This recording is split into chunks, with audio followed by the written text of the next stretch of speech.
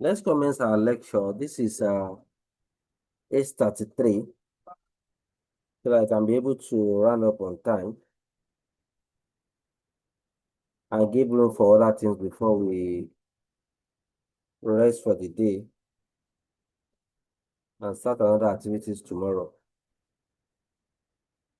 So our tonight's lecture will focus on governance. I decided to do that because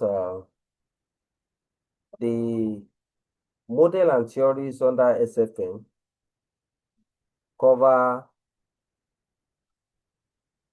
governance, corporate strategic management, risk management, and some aspect of ethics. So more or less 4-in-1. And this 4-in-1, the strategic management aspect take a larger volume of the syllabus. The very reason why we discover that strategic management at rest. You put in the room for yourself too. So tonight, See them, we want to look at beggars. some aspect of corporate governance.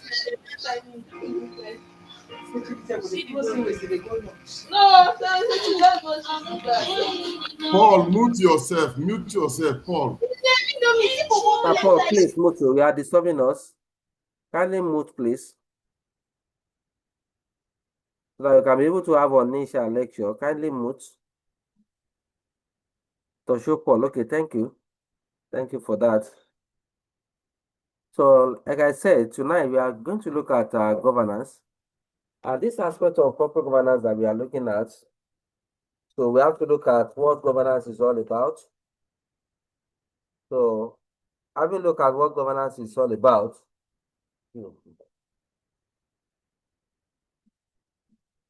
so the problem arising from corporate governance, we are going to look at it. The rationale for solving corporate governance and why it is essential will be equally discussed. At the same time, we are going to look at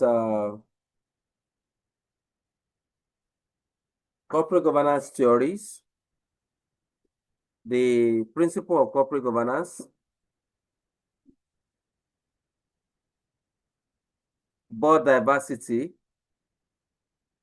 board structure, a balanced board. So all these things we are going to look at it one after the other tonight. Also, we are going to discuss on agency because the syllabus required that we should have a good understanding of agency. What does the agency theory means?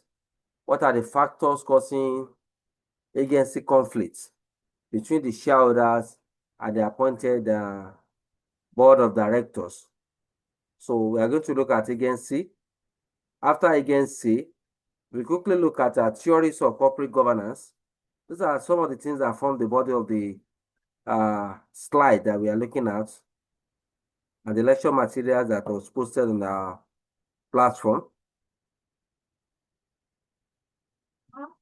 So by the time we look at all these, then we have added another knowledge today and cover some crucial aspects of governance that the syllabus required. So let's quickly start. So we can look at them one after the other. So to start with, we are looking at the meaning of governance. The meaning of governance. So corporate governance has as many definitions that we can see maybe online, in literatures, in textbooks. There are so many definitions that have been given to corporate governance. And all these definitions still point to the same direction and have the same meaning, in that corporate governance is defined in the Cadbury Report 1992 as follows. Corporate governance is the system by which companies are directed and controlled That is a simplified definition of corporate governance in Cabinet Report of 1992. And this definition has global universal acceptance. So with that definition that states that corporate governance is the system by which companies are directed and controlled. It simply means that corporate governance discusses about the relationship between the shareholders and the appointed directors that is managing that company on behalf of the owners of the business. That's what that definition means. So this same definition that says that corporate governance is defined as a system by which companies are directed and controlled. Make us to understand that as far as corporate governance is concerned, is discussing about the agency relationship between the owners of the business and the appointed agents. Those appointed agents are the directors that are empowered to control and manage the company on behalf of the owners. And we must realize that corporate governance is different from management in that governance should not be confused with management, because management is concerned with running the business operations of the company, the running of the day-to-day operational activities of the company. That is what management is all about. Why governance? Corporate governance is about giving a lead. Lead means directive, creating a pathway for achieving operational objective, giving a lead, monitoring, and controlling management decisions of the company in order to achieve pre-stated objectives. That is what governance is all about. In addition, management is perceived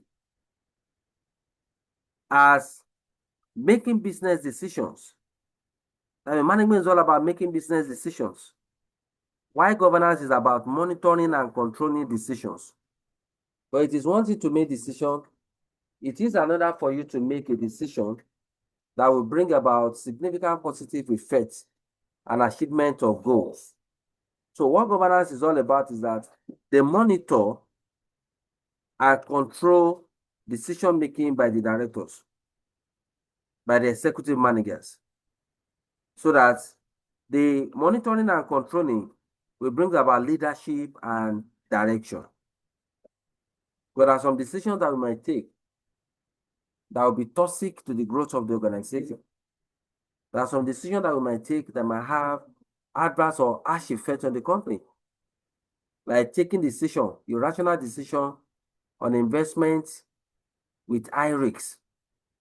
And despite the fact that high risk is attached, the probability of achieving a high return is not certain.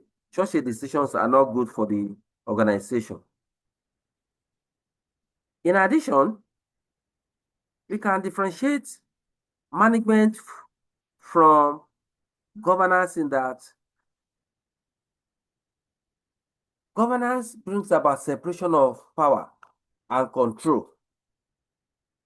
When we say management, governance brings about separation of power and control, it makes us understand that the power of the company belongs to the owner of the business. But this power, in most cases, based on the company law, the law says that we should appoint directors that will manage and run the business on behalf of the company. So the power, the authority to manage, control, and govern is given to the appointed directors.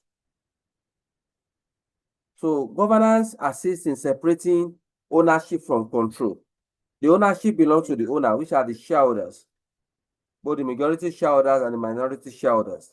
They are the investors that owns the business. So the ownership belongs to the shareholders, while the control belongs to the appointed board of directors. And this appointed board of directors, we must know that they comprises of executive director, ED, non-executive director, NED, and independent non-executive director, INED. We'll come to that later as our lectures on food. So we are just trying to look at the preliminary aspects of what corporate governance is all about.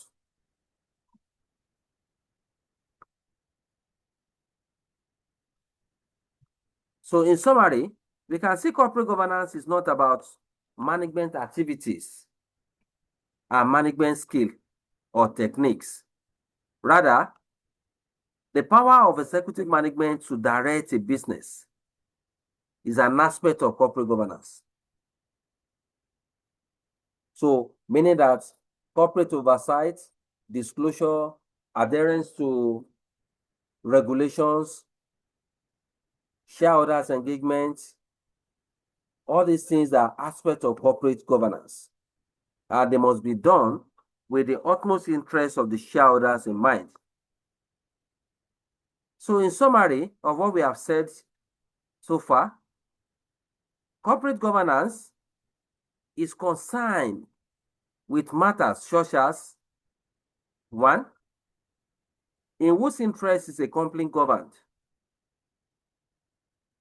Whose interest are we protecting? That's the first thing that corporate governance discuss about. And the corporate governance is asking us whose interest is a company governed. A company is governed, controlled, monitored for the interest of the shareholders. Be it executive director, non-executive director, independent non-executive director, executive managers, all of them, they are serving the interests of the owners of the business that are referred to as the shareholders. And this interest, they must serve it with utmost good faith. That should not be anything like insubordination of interest. The interest of any directors, CEO, must not be greater than that of the shareholders. So secondly, another question is, who has the power to make decisions for a company? The power to make decisions for the companies is given to the board of directors. Thirdly, for what aims or purpose are those powers used? Those powers are used for transparency, accountability, positive results, value creation, increasing the wealth of the shareholders. These are some of the reasons why we are doing this, using the power that is given to us. But those powers must not be used to retard the growth of the company or perpetrate any fraud of our own personal grace or to enrich our pockets. It must be used for the best interest of the shareholders and to assist to sustainable growth and positive results in the organization. So all these are some of the areas that corporate governance is concerned about. The separation of ownership from control, I've mentioned this, so that I can be able to proceed and move at a faster rate. The separation of ownership from control, the ownership belongs to the shareholders, while the control power is given to the appointed board of directors. If that is taken, let's proceed gradually. So what are the problems? Problems arising from the separation of ownership and control. What are the problems that can likely arise, or the most common problems that shareholders encounter in appointing board of directors? Because this problem, they live with it. They find a way of maneuvering or adapting or overcoming these problems. Because at times they don't want this problem to be known to the public, for it's not to damage the goodwill of the company. So the problems arising from separation of ownership and control. So before we look at those problems, let me simplify that subtopic problem arising from the separation of ownership and control, meaning that what are the likely challenges or menace that can occur when the owners of the business empower the board of directors to manage the business on their behalf. Well, we have some instances of lack of non-engagement. We have some instances whereby the board of directors will put their interest first. There can be instances of non-compliance. But by the time some of these directors are appointed, they become so powerful in that they might not have that listening ear. Or they might try to take some personal judgment that is not in the best interest of the shareholders. And to remove them is a lacuna tax. It's always difficult. Unless we have the majority shareholders that can come together to remove some directors through voting, or some legal action can be taken. And that's the more reason why some companies design or adopt what we call retirement by rotation. We are still going to do that, but not tonight. The meaning of retirement by rotation. So what are the problems arising from the separation of ownership and control?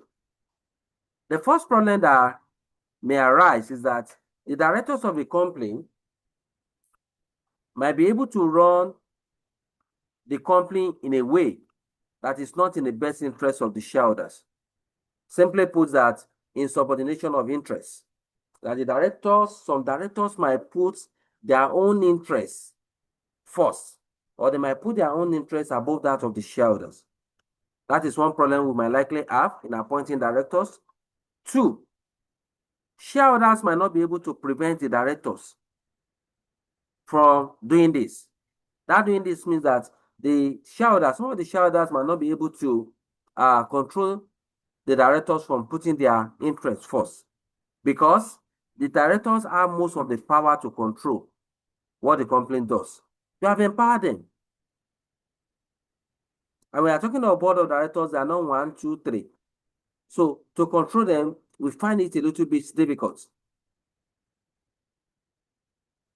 Another problem that might arise is that when the shareholders of a company are also its directors, problem with corporate governance are much less likely to arise. Correct. I reason with that, and I agree with it, that when the shareholders of a company are also its directors, problem with corporate governance are much less likely to arise. That in a board of directors, when we have some of the shareholders as members of the BOD, board of directors, the issue or problem that relate to corporate governance will be minimized.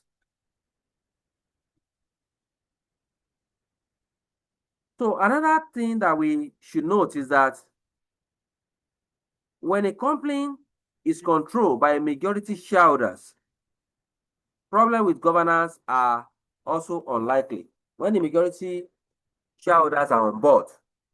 So there is limit to the crisis of corporate governance issues. So it will arise. Well, because of the presence of majority shareholders on the board, then all these issues can be quickly addressed. And there will be opportunity for them to do a sort of check and balances and be able to use the whistleblowers to detect any fraud, any menace or misappropriation of the company's fraud, or any bad corporate governance issues can quickly be addressed.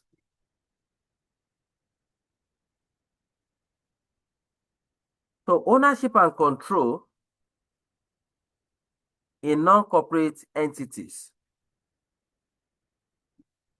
Because in the exam proper, they can give us a public corporation, they can give us a private entity. The question can be centered on non-corporate entity. So that we should be able to know that corporate governance too covers non-corporate entities like NGOs and many more. So ownership and controls in non-corporate entities.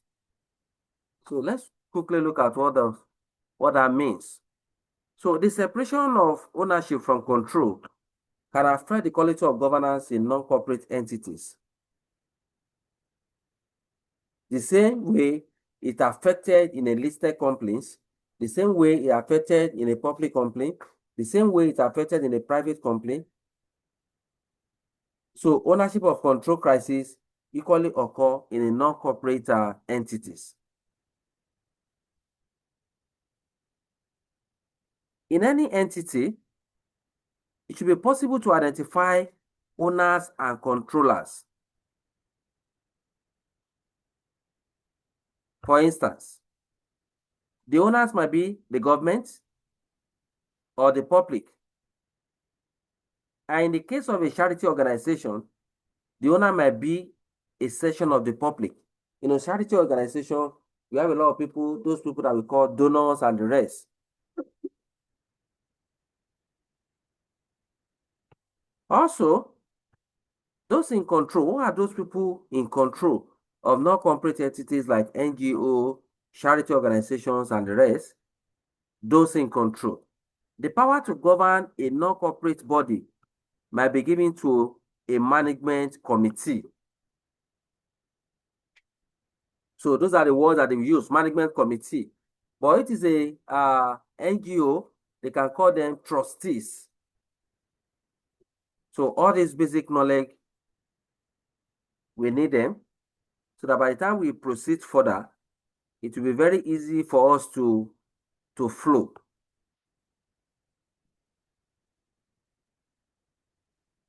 Okay. We'll proceed by looking at corporate governance, the laws and guidelines. So this aspect under the syllabus just try to differentiate between bad governance and good governance. Bad governance and good governance. That's what this aspect of the syllabus is trying to look at. And at this level that we have, professional level, even before we get to this stage, you'll be able to know the symptoms and signs of bad governance and the symptoms and signs of good governance. So what does bad governance means?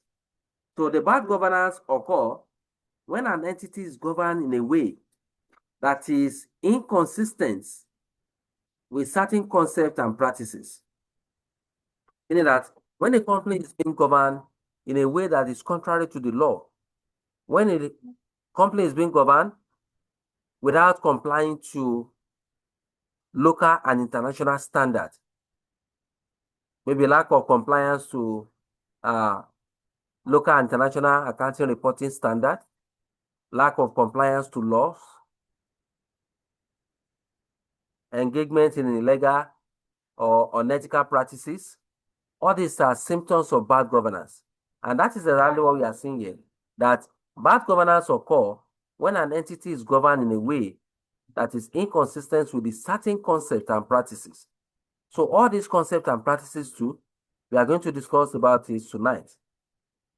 So often, bad governance means that a company is governed in the interest of its directors personally, rather than in the best interest of the owner. So when the directors are serving their own personal interest, it's a bad governance too.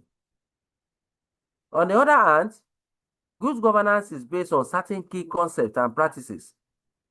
Adherence to key concepts and practices, accounting standards, compliance with the code and rule of corporate governance. All these things are examples of what we call good governance. Engagement of the shareholders, transparency, having a balanced board, having a diversified board, they are good corporate governance practices. So good governance is based on certain key concepts and practices, which are described later. We are going to discuss it tonight. And that's the one reason why I started with that we are describing it later. So to some extent, good governance is supported by the law.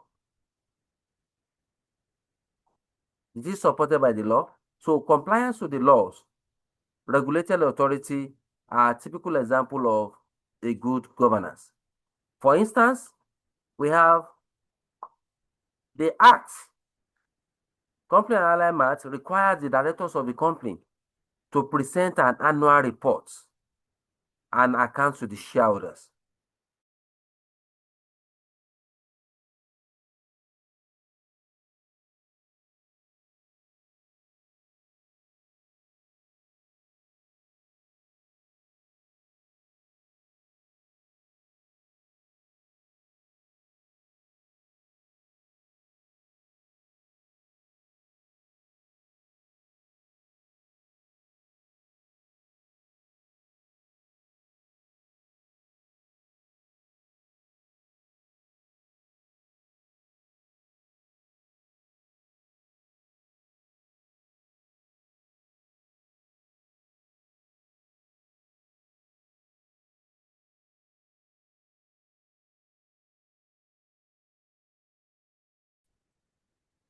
Yeah, Betty Bibam.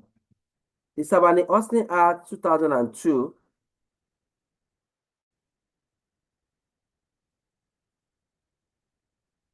is what we are looking at next. Sarbanes-Oxley Act 2002. There's a fluctuation in the network, so that's the reason why I pause. So we are looking at the Sarbanes-Oxley Act 2002. This Sarbanes-Oxley Act 2002 was introduced in the United States of America during the global financial crisis, and when majority of the multinational companies, global renowned financial institutions collapsed as a result of poor governance. So due to the collapse of the likes of Enron and WorldCom, so Sarbanes-Oxley Act 2002 Act was formulated, but there was an investigation that was carried out to uncover the rationale, the reason for the collapse or sudden death of major multinational companies in America during that period. So this act informed us at the end of the investigation that some of the reasons why they collapse is due to bad governance and non-compliance.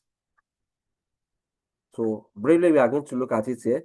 As our lectures unfold, we are still going to come across the Sarbanes-Oxley Act and Davis report later tonight in our lecture. So the Sarbanes-Oxley Act 2002 was introduced in the United States as a range of legal measures that are designed to improve the quality of corporate governance in the USA. Why?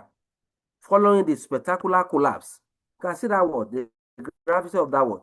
Following the spectacular collapse of several large corporations, such as Enron and WorldCom.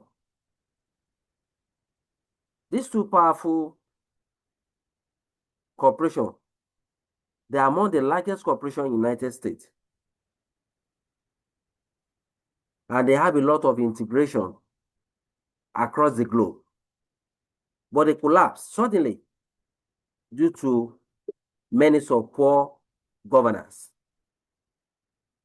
So apart from United States of America, we have a lot of cases of poor governance that led to the premature death of a lot of public and private or listed companies, even in UK, in Singapore, and many more, even in Nigeria here.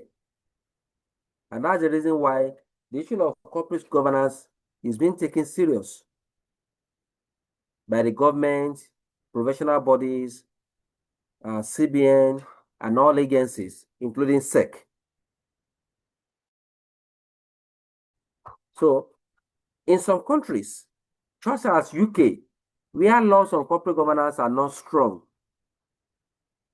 they use guidelines or code of corporate governance principles. And these principles, all companies are required to abide with all these principles. So that one too, we are going to discuss it by the time we are looking at code of corporate governance. And that will be done today. Because we have two code of corporate governance. We have the rule-based approach and we have the principle-based approach.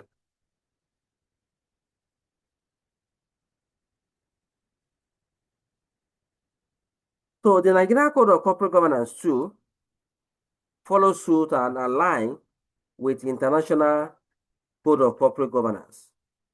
And the essence of the Nigerian Code of Corporate Governance too is to minimize or probably eliminate all these deficiency in corporate oversight, the fraudulent practices, and other crises that is attributed to issue of corporate governance, which are capable of retrogressing the progress of organizations.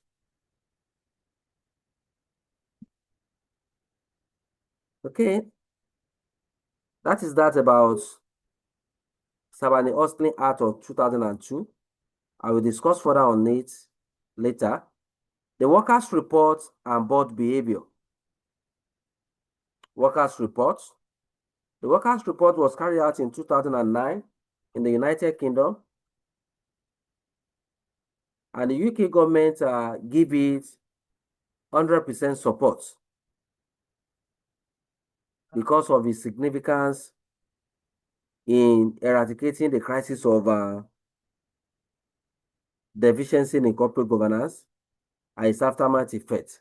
So in 2009, the UK government commissioned a review by David Walker into the corporate governance of UK banks and other financial institutions. That was during the global financial crisis of 2007, which affected the whole world, Nigeria inclusive. So what are the outcomes of the workers' reports? The workers' reports included the following comments about the contributions of poor corporate governance. They said the reason why we're having all these collapse of multinational companies, corporations, listed companies are because of one, serious deficiency in prudential oversight. That is poor governance oversight. And deficiency in financial regulations. That is one of the reasons. Two, they said this deficiency in governance oversight, deficiency in financial regulation, manipulated financial reports, lack of compliance, all of them, they contributed materially to excessive risk-taking by the corporation and to the breadth and depth of the crisis. Because all this manipulation, wrong accounting practices, deficiency in governance, all of them, they are increasing business risks. And at the long run, they are going to cause a collapse of the organization. If it is a bank, these are the things that is causing what we call bank distress. All the three categories of bank distress is deficiency in corporate governance that brings about them. They say another findings that the Davis reports discover is that in some companies that have crisis of governance is because their chairman is relatively weak. The chairman of the board, of the directors or the CEO, they are relatively weak. They are not on top. The monitoring, the controlling functions are not effectively done. Some of the chairmen, they are weak in that they fail to constitute committee. But the board of directors are expected to have remuneration committee, risk committee, and many more. All these committee, they have tremendous roles and functions to perform. And that's the more reason why the law specifically says that the non-executive directors, they should perform scrutiny roles, but they are there for monitoring. They are there to act as a whistleblower. Apart from the fact that they are the one determining the remuneration and salary of the executive directors. Their roles include part of check and balances. And that's one of the reasons why they are not being incentivized by the executive director. So if the chairman is weak, he will not be able to control all the other directors. As a result of that, the company will be run without direction. And some set of people will be so powerful in that they will influence decision making, they will have full access to information and deprive others. So in the Davis report, they said another crisis that's attributed to poor governance, which led to the collapse of multinational corporation and the rest, is that if the composition and dynamism of the board is inadequate, in your board composition, you should have a balanced board composition that comprises of people with different ages, ethnicity, educational backgrounds, experience, religion, genders. That should be gender balance, inclusive governance. So when all these things is lacking, that will be a problem. And board dynamism, you can see dynamism here. We should be able to act proactively, an ability to react spontaneously to some issues. The board should be a proactive board and not a reactive board. So another reason or findings they make is that if there is unsatisfactory or no engagement with major owners, this is a major problem.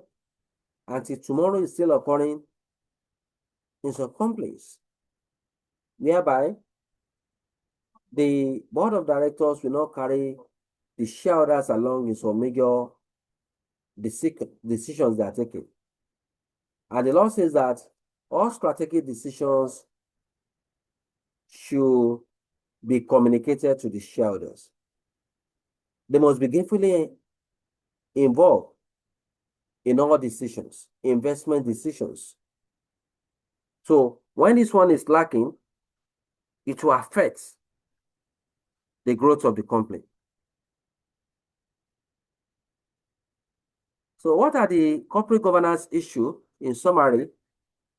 All these things that we have discussed about, what are the focus of corporate governance? And what are the issues that corporate governance address? Corporate governance issues. The key issues in corporate governance, which establish how well or badly a company is governed, are as follows. 1, corporate governance discuss the roles and responsibility of the board of directors. All the expected roles and responsibility of the board of directors are clearly stated in corporate governance. So it discusses majorly on the roles and responsibility of the board of directors. By that we mean that the board of directors should have a clear understanding of its responsibilities. And it should fulfill these responsibilities and provide suitable leadership to the company.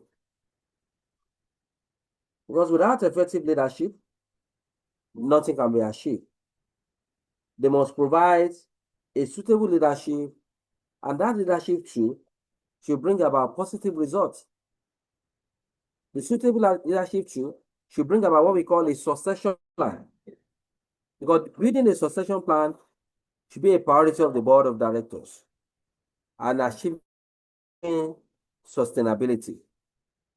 So their role should be clearly spelled out. 2, corporate governance discuss on the issue of composition and balance of the board of directors. I just mentioned the composition now, that the BOD, the board of directors, should comprises of both the executive director, ED, non-executive director, NET, independent non-executive directors, and they should constitute committees ranging from remuneration committee, audit committee, risk committee, and many more. Also, there should be a balanced board. The essence of the balanced board is that power should not be concentrated in the hands of few individuals. The board should be balanced.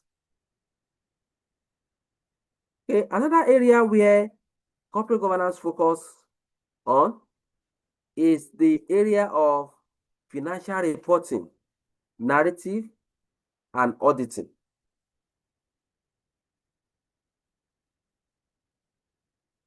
The board should ensure compliance with international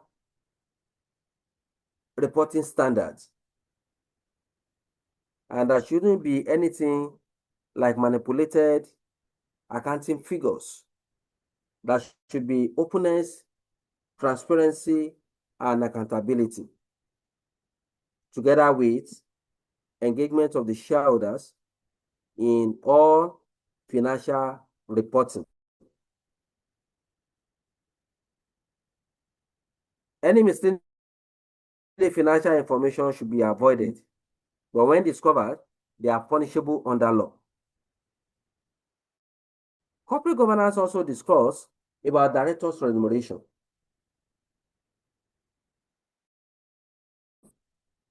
The corporate governance should be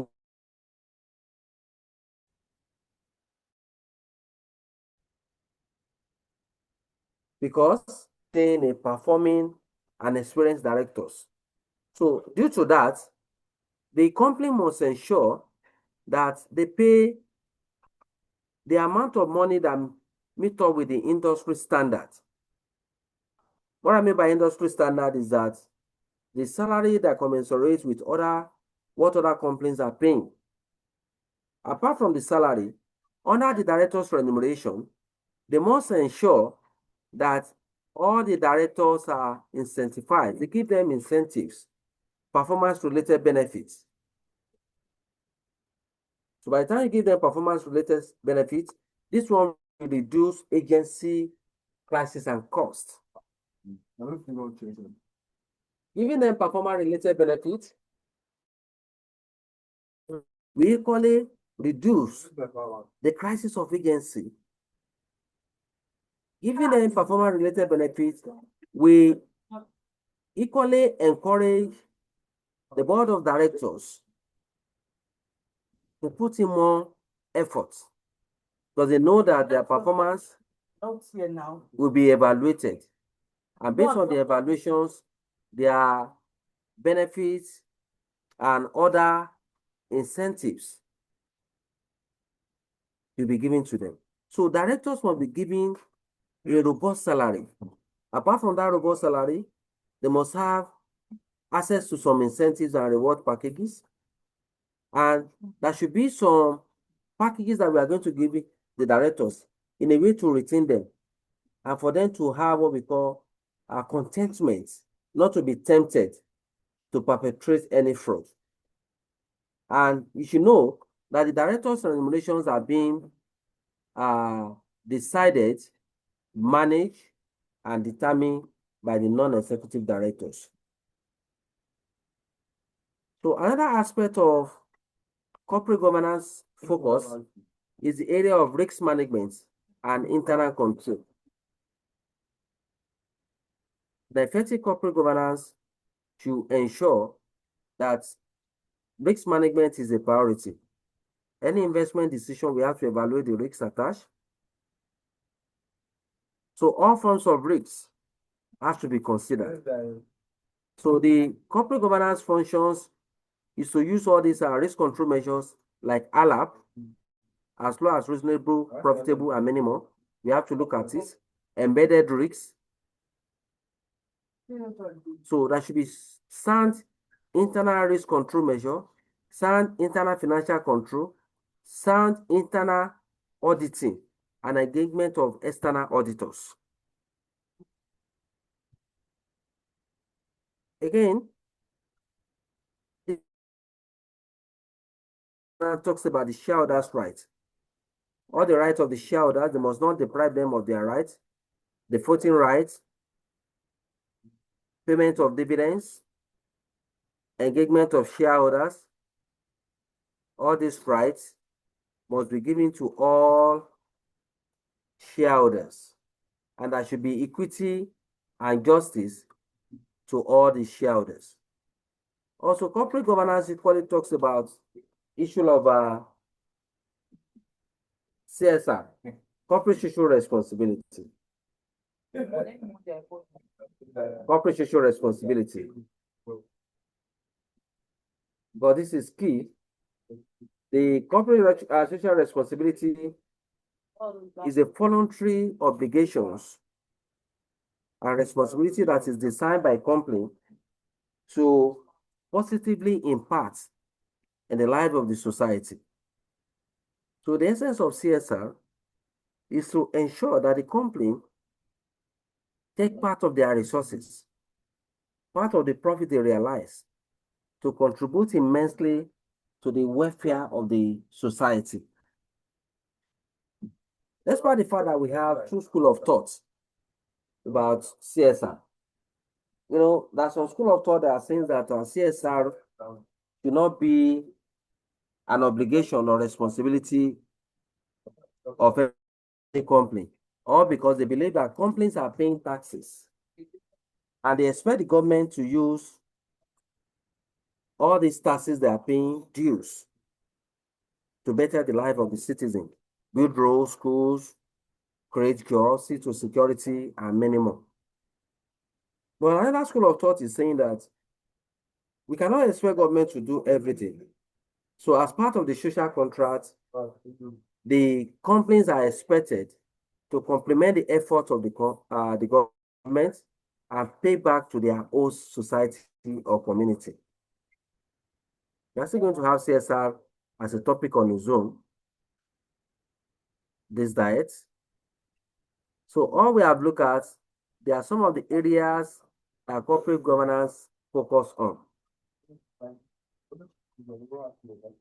So all other things that just preambles, we have talked about the corporate governance in a charity organization. We have mentioned this before. I only expatiate it. So another interesting area is the code of corporate governance for voluntary and community sector. Code of corporate governance for voluntary and community sector.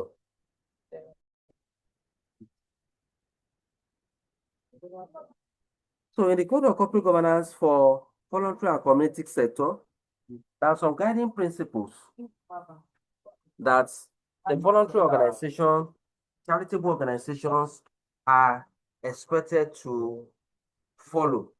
So part of these principles, we are going to spell out the principles briefly, and by then we are now moving to the core topics in corporate governance. So the first principle in the code,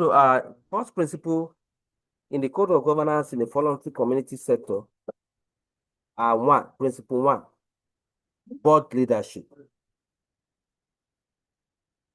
That's the first principle. Board leadership. So the board leadership means that every organization should be led and controlled by an effective board of trustees. Board of trustees.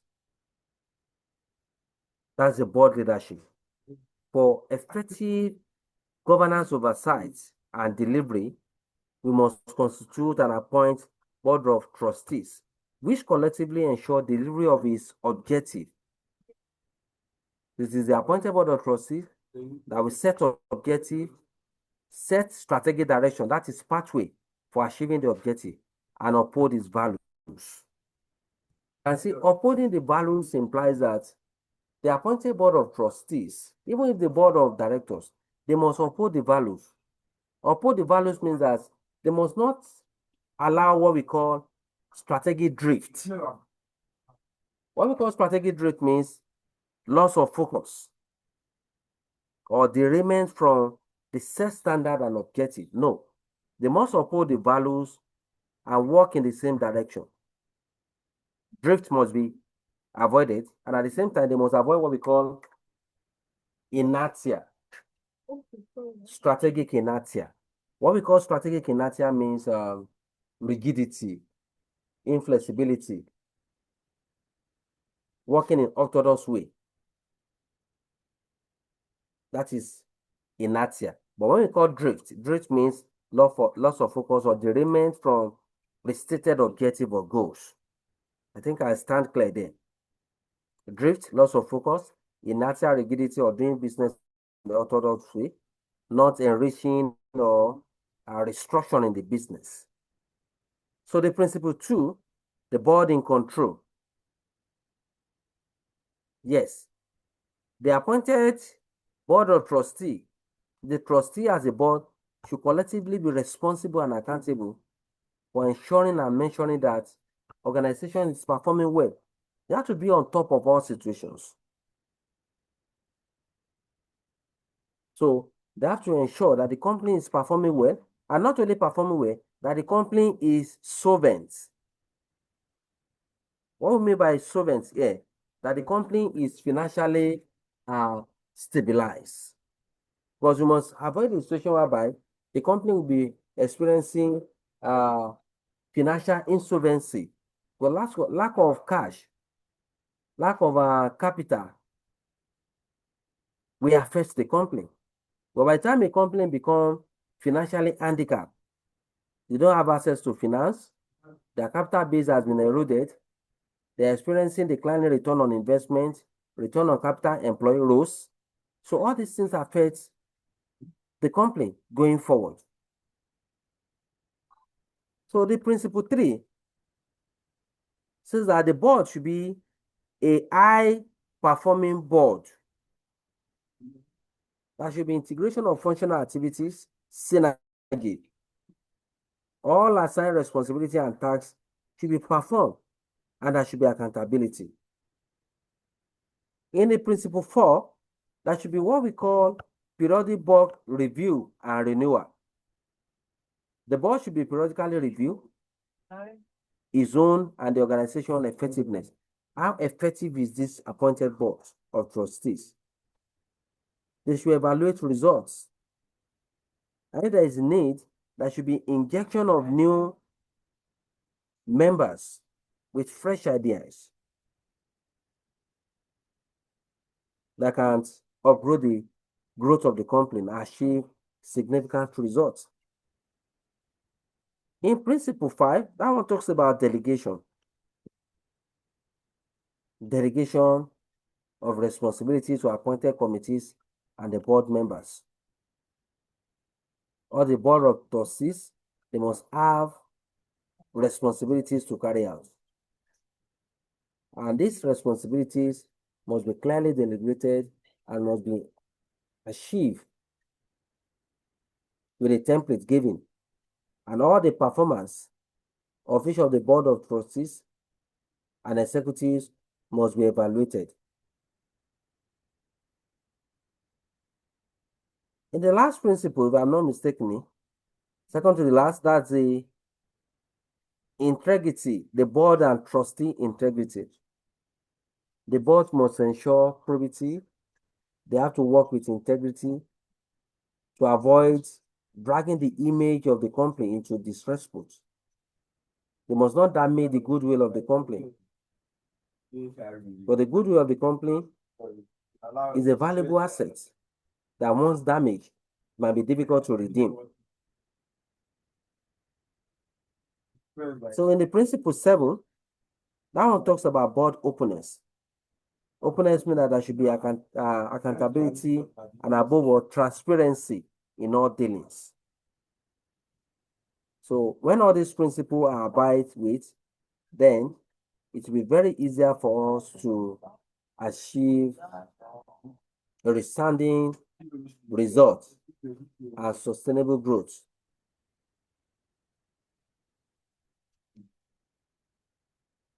Okay. So let's proceed to the concept and features of good corporate governance. I've told you that we are going to look at this, and that's what we are looking at now. What are the concepts and features of good corporate governance? The first one is fairness. Concept and features of good corporate governance. We can call it concepts, features, or the characteristics, or we can call it attributes of a good governance. One, the first concept or feature is fairness. By that fairness, it means that in corporate governance, fairness refers to the principle that all shareholders should receive fair treatment from the directors. Fairness. There should be fairness, there should be equity and justice. All shareholders, they should receive fairness. They must all be entitled to voting rights. They must all be entitled to dividends. All of them, divorce must be had. All the shareholders must be engaged in all matters about all the categories of stakeholders that we have in the company. be it the minority stakeholders, majority stakeholders, or all those categories of stakeholders that Mendelo inform us in the Mendelo's theory that talks about power and interest and position and importance. Mendelos told us that we have 4 categories of stakeholders under the power and interest. We have the minimum effort stakeholders, keep informed stakeholders, keep satisfied stakeholders, and key players. Irrespective of their level of power and interest or position and importance, all of them, they should have fair dealings, fair treatment. Secondly, another concept that we have mentioned tonight and discussed is about openness and transparency. There should not be anything like a hidden intention. Any area of vested interest, all board of directors should declare, say it openly.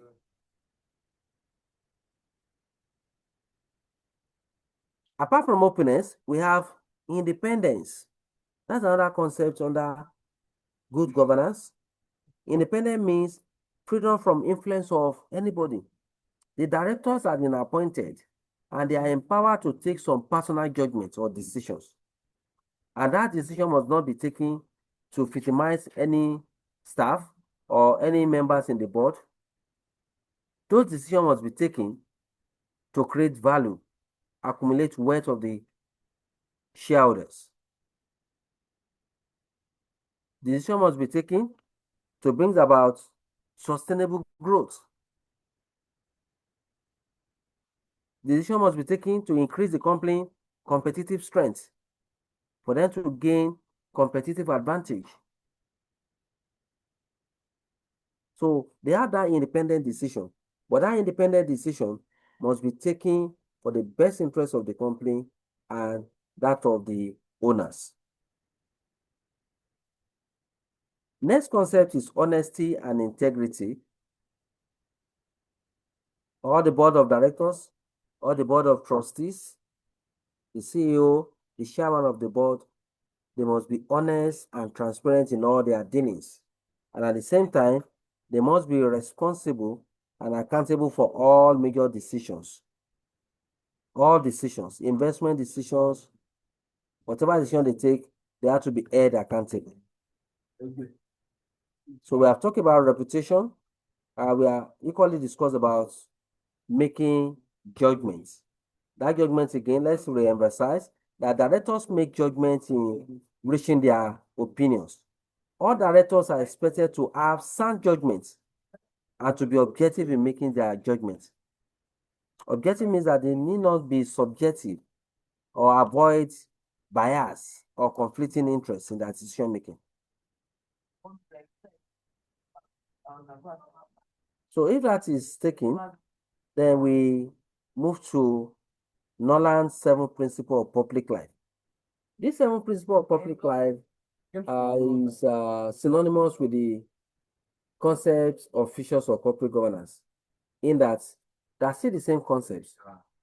But rather than looking at the broad concepts, Nolan concentrates on just 7 out of these concepts.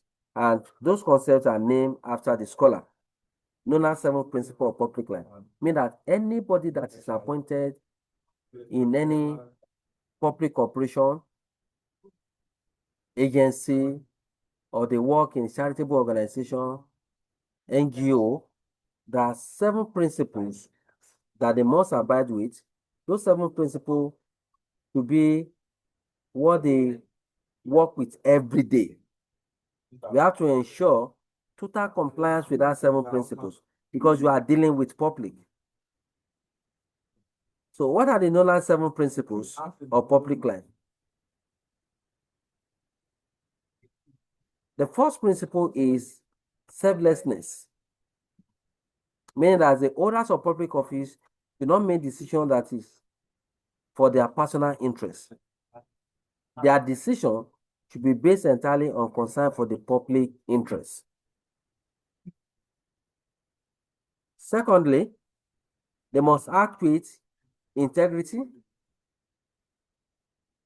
Integrity that owners of public office should not put themselves under any financial obligation or other obligation to another individual or organization, which might influence their decision or push them to opportunistic behavior.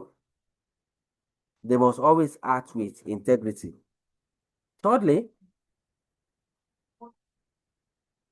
they must act with objectivity. That's the third principle for public office holder, acting with objectivity. Holders of public office in awarding contracts or making recommendations should base their decisions on merit. You can see in awarding contracts, maybe they carry out what we call competitive bidding. Any form of competitive bidding, that contract must be awarded based on merit. The fourth principle of NOLAD is accountability. The fifth one is openness. While the last one, openness, we have honesty. While the last one is leadership.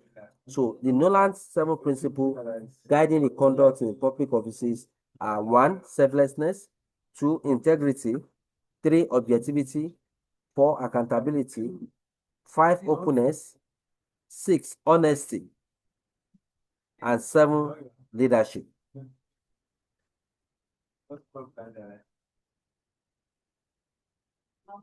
And then we proceed by moving to agency theory. The agency theory is not difficult. And this agency theory, we have to limit ourselves to the provisions of the syllabus, please. You know, we have done, some of us, we have legal background, maybe our area of specialization is business. We study law, we are legal luminary, or probably in our foundation level, undergraduate level, or some of the postgraduate programs that we have done. We have come across law of agency, law of partnership, law of contract, and some other ones. So where I'm driving at is that the law of agency here does not require all those elaborate aspects of agency relationship. Like for instance, now, when we are talking of the types of agency relationship, we have agency of estoppel, agency of ratification, agency of necessity. All those ones are not part of this syllabus. Also, the dissolution of agency relationship, the termination or dissolution of agency relationship. So we are not discussing that here. So what we are discussing on is that what is the meaning of agency relationship in governance? What are the agency costs? The syllabus mentioned agency cost. COST. What is the meaning? And how can we reduce the agency cost? Reducing the agency cost. That's what the limit of the syllabus. Please. So the agency theory. So the agency theory simply talks about the law of agency within the confinement of governance. We are not taking it to business law, please. So an agent is a person who acts on behalf of another person, the principal, in dealing with other people. So meaning that in the law of agency, agency is a relationship that subsists, that exists. That's what I mean by subsist. That exists between the principal and the agent. The principal is the owner of the business, while the agent is the person that willingly apply to work with the principal and is being employed. And the duty of that agent is to work with utmost good faith, duty of care. And while the principal will ensure he provide a conducive working environment, remunerates the agent, and even indemnify the agent when there are some circumstances that were warranted. So same in the governance theory, an agent is a person who acts on behalf of another person, the principal, in dealing with other people. So with this simple definition, we can say that the agent here are the employees, the board of directors, the support staff. They are the agents. Why the principal that we are talking about here, they are the owners of the business that are regarded as the shareholders. Very simple. So we don't spend much time in defining it. You can see example here that a stockbroker is an agent who acts on behalf of the clients. So once we know the definition of agency, then we are not going to how agency relationship is created.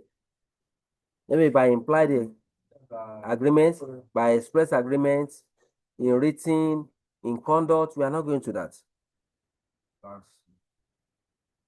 Okay, what are the fiduciary duties of a director and agents? So, as agents of the company, directors have a fiduciary duty to the company. And that fiduciary duty, what do we call it? A fiduciary duty is a duty of trust. Duty of trust. And that trust, you must not betray the trust and confidence of the principal. So a director must act on behalf of the company in total good faith and must not put his personal interest before the interest of the company. That's what we call a fiduciary duty. Fiduciary duty is a duty of trust that must not be betrayed.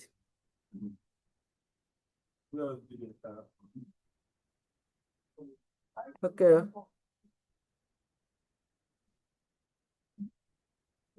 Duty of trust that must not be betrayed. That's what we call fiduciary duty. So, agency law and challenging the action of directors.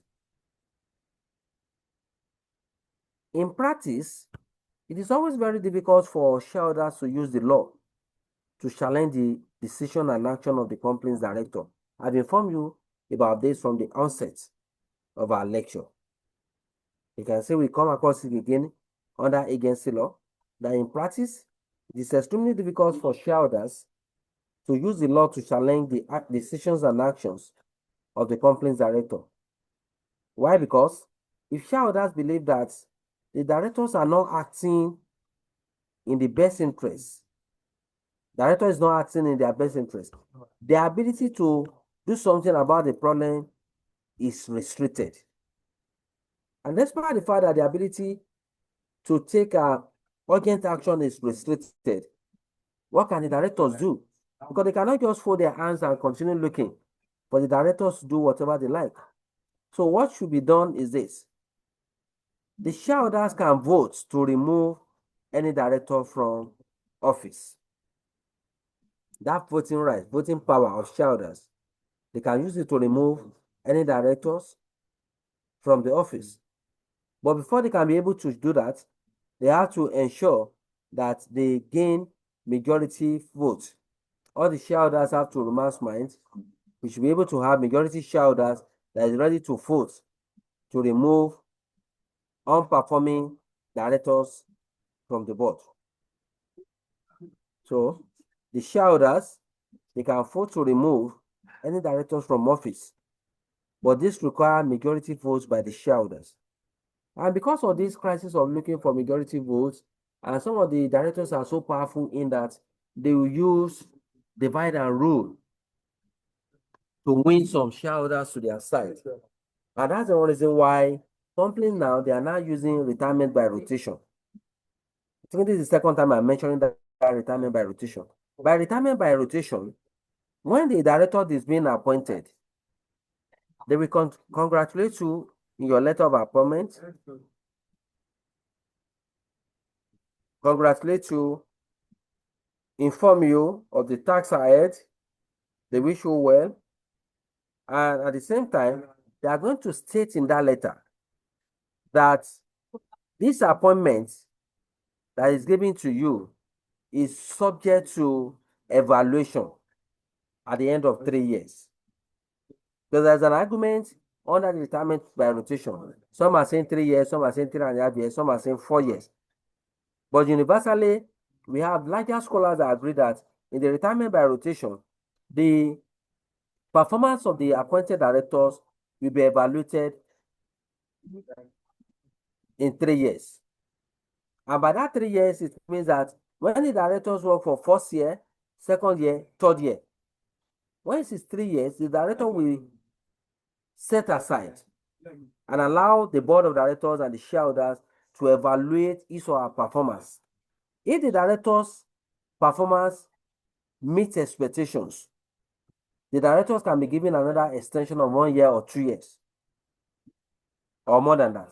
But if the director performs below expectations, or they have run the company in a way that retrogrades the growth of the company, and they have put their own interests first for personal gains, that director will not be reappointed.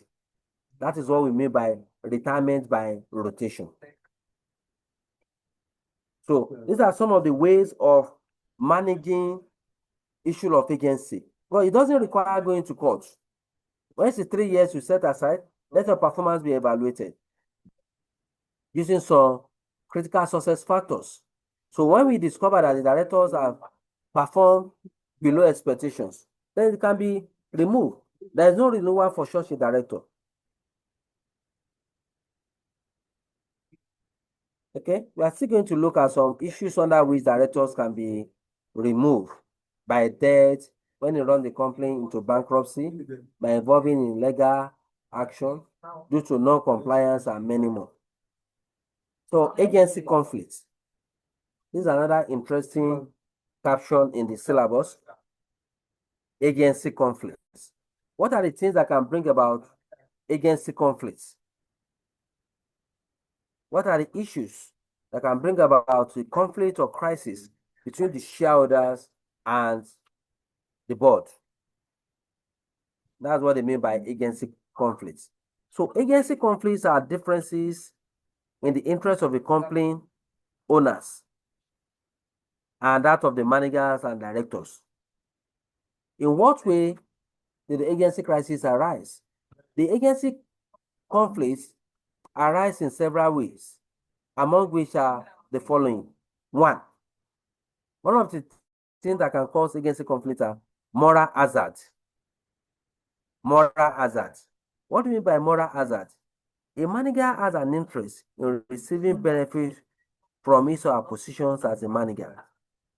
And that is normal.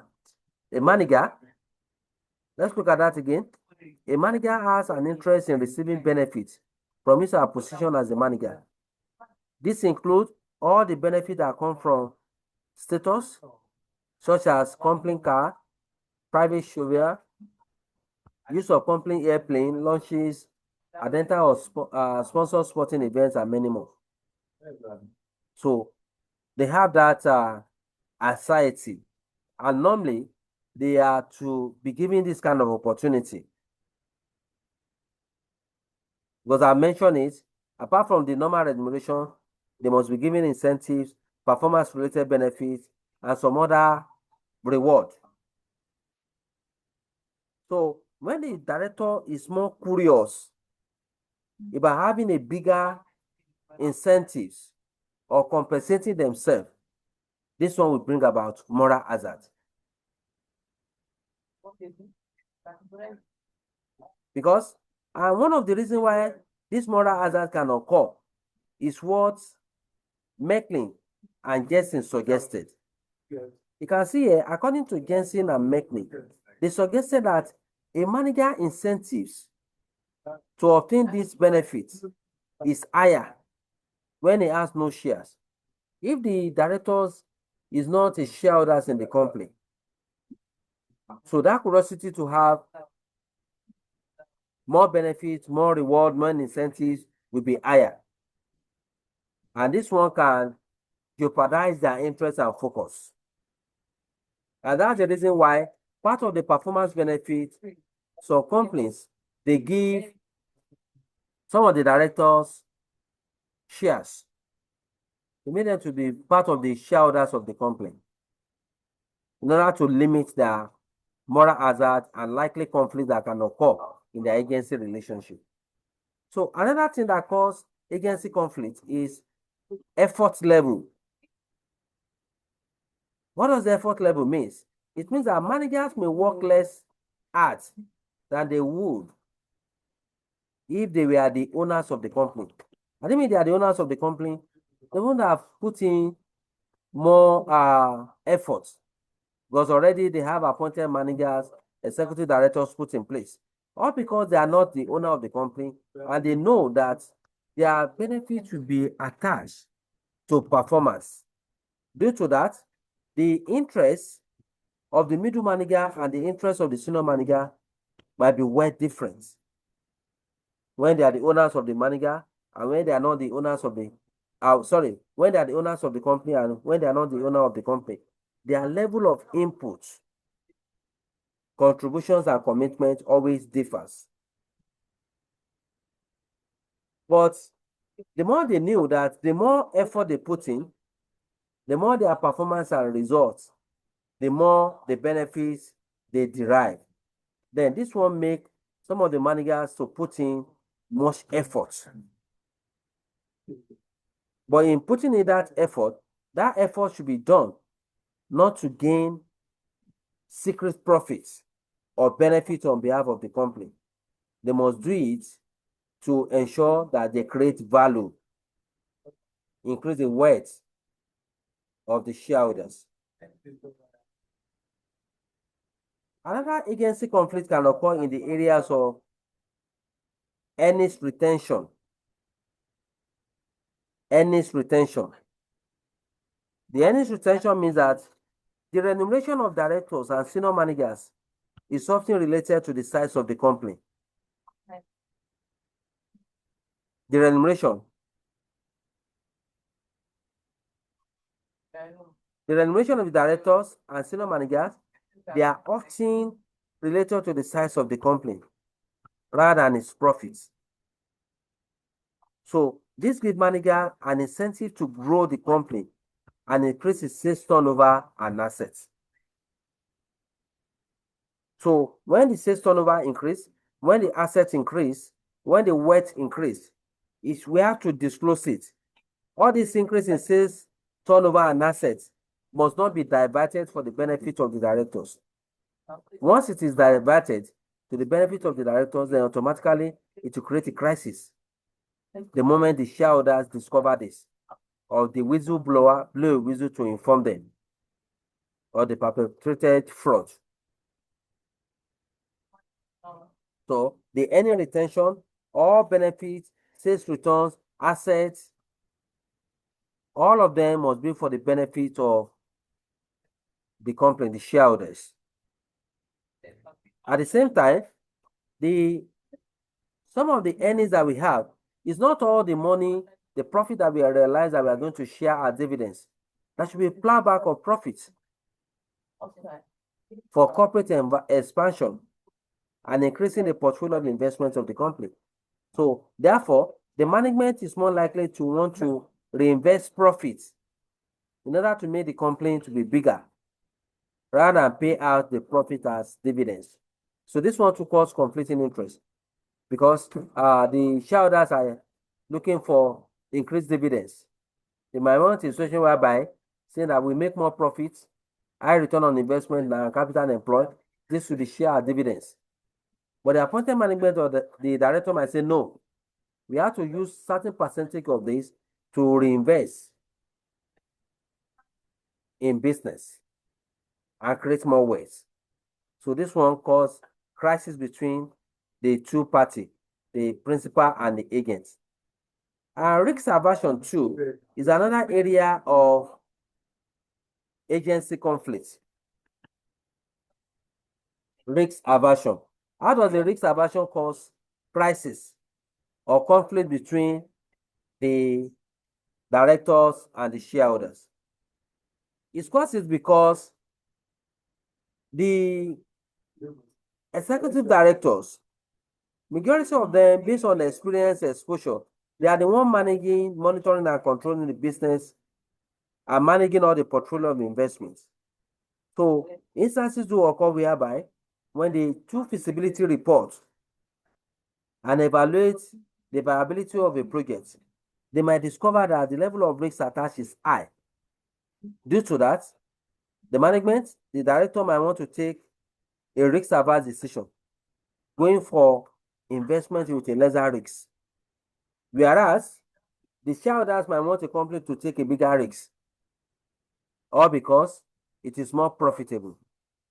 So this one brings about conflicting interests. So that's what, if you read it here, exactly the explanation that I gave, that's what they are going to see. That the executive directors and senior managers usually earn most of their income from the company they work for. They are therefore interested in the stability of the company because this will protect their job and their future income. But where the conflict lies is this. This means that management might be risk averse. Anywhere you see risk averse means that they want to take a minimal risk, shy away from high risk investments. So the management might be risk averse and reluctant to invest in higher risk projects. In contrast, shareholders might want a company to take a bigger risk if the expected revenue are sufficiently high. These are some of the areas where we are having crisis. Even in the areas of time horizon. In the time horizon, the executive directors, the management might want to invest in a short-time investment that will yield results within relatively shorter or medium time. Whereas the shareholders might want the director to invest in a long-time project with higher profitability.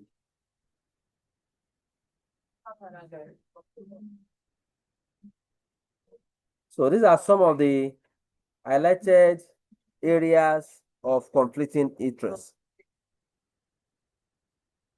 Agency costs. Agency costs. So the meaning of agency cost means that the agency cost means all the cost, the total amount of money expended by the shareholders to ensure that the company is run smoothly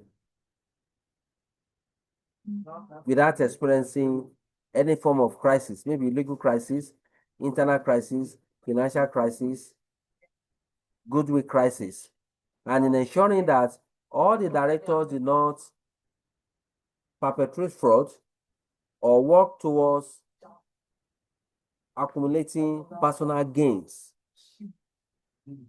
That is what we call agency cost. The total amount of money that we spend to ensure that there is a smooth operational activities in the organization and the company did not run into any form of crisis. That's the meaning of what we call agency costs. So the agency cost covers so many areas, but it can be categorized into three major areas. Like one, cost of monitoring. Cost of monitoring is part of the agency cost. In the course of the monitoring, the owners of a company can establish system for monitoring the actions and performance of the management. When you say management here, management means the directors. To try to ensure that the directors and management are acting in their best interest. So all the money that they have invested, like for instance now, cost of monitoring, maybe we engage the services of an external auditor. It's still under the cost of monitoring. Two, residual loss or losses. So agency costs also include the cost to the shareholder that arise when the managers take decisions that are not in the best interest of the shareholders.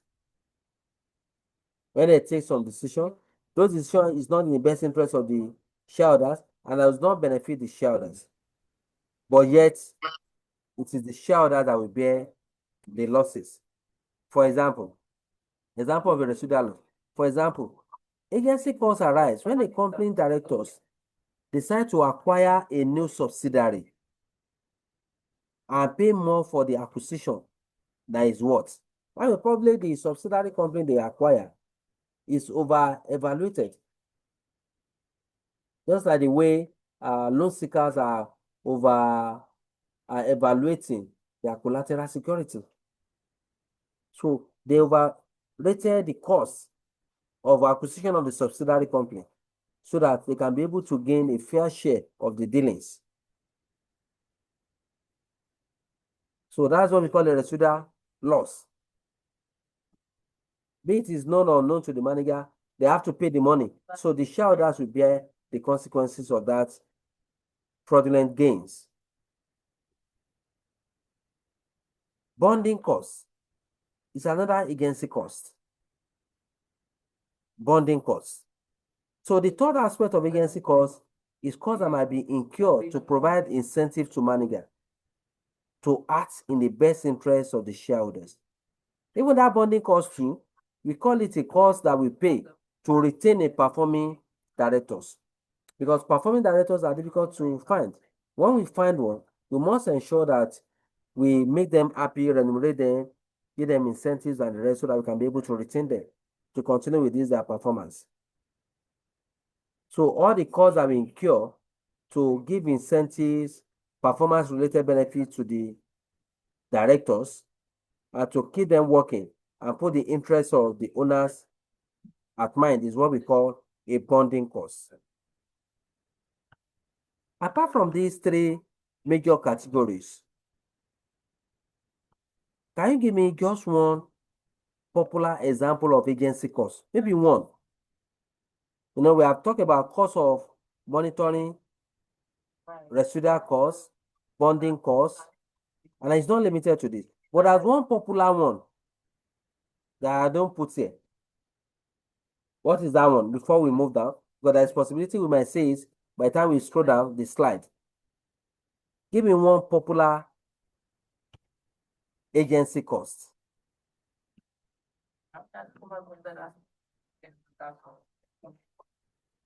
Anyone?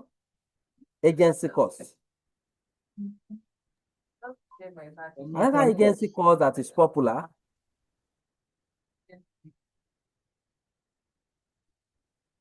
is whistleblowing cost.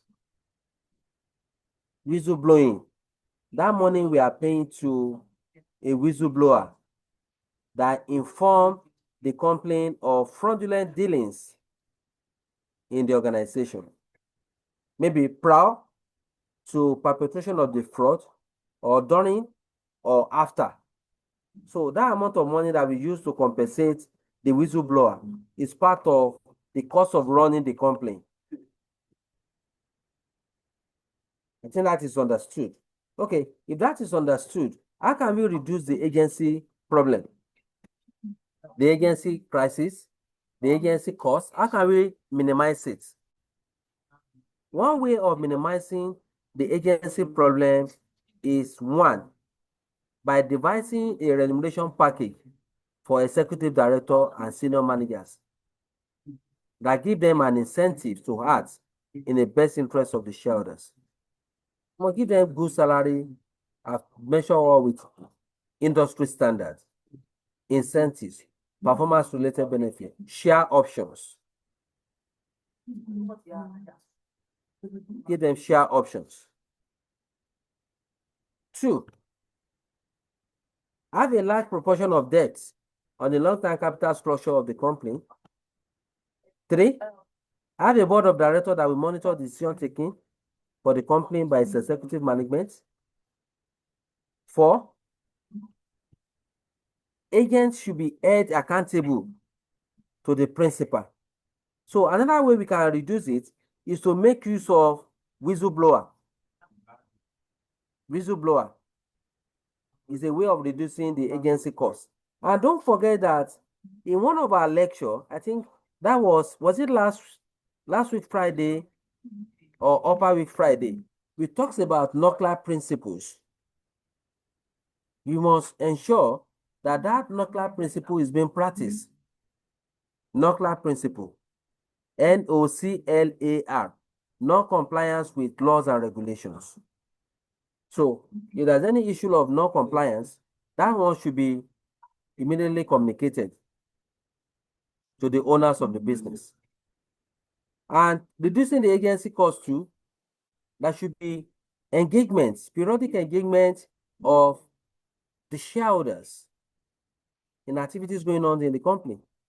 And you can even recommend use of external auditors. That's a way of reducing agency costs and fraud in an organization.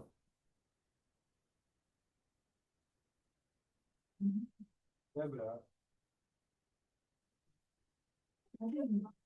the next thing to look at is the board of directors that we have mentioned, BOD. In exam condition, they can write it in full, they can abbreviate it, but they might write in full, abbreviate later, the abbreviation will continue. The board of directors. So a different method of reducing the agency problem is to make the board of directors more effective at monitoring the decisions of the executive management. They must be very effective in monitoring, control, and oversight functions. You can see the scenario that occur in this fake agency, and that is what we are talking about. In a fake agency, what is the duty of the Senate?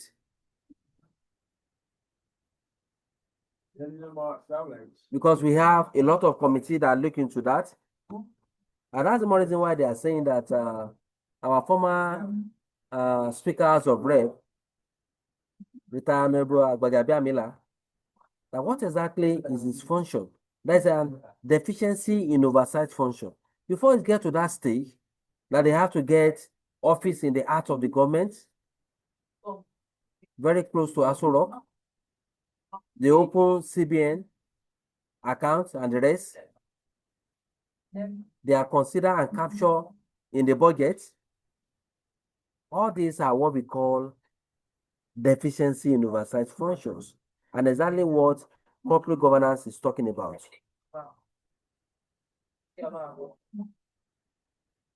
So, in the board of directors, the board of directors must have a balanced board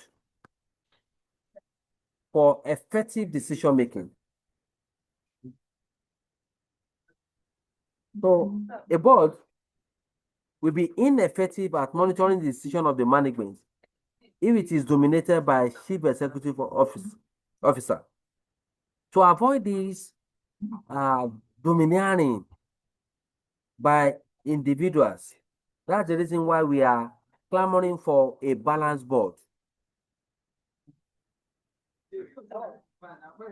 So let's look at the contribution of Farmer and Jensen, 1983. Farmer and Jensen argued that an effective board must consist largely of independent non-executive director, INED, effective board, a balanced board, a well-diversified board,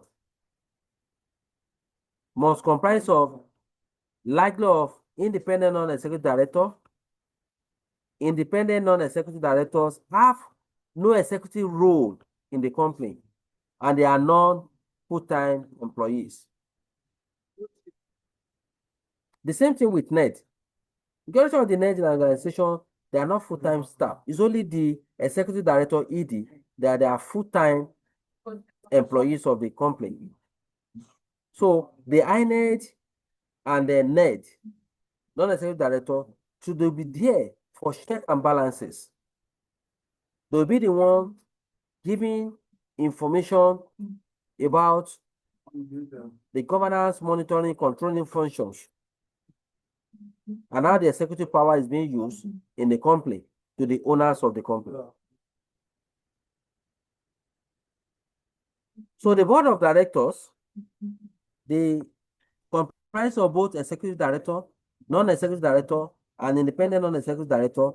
The three of them, they must be able to act in the best interest of the shareholders.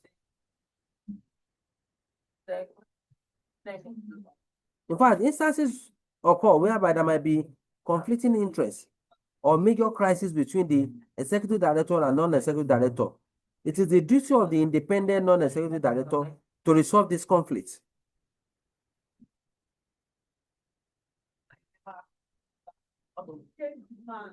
So all of them have to be accountable. All directors should be accountable. And that accountability means having to report back to the principal and give account of what has been achieved. They must be answerable to the principal and achieve the expected performance.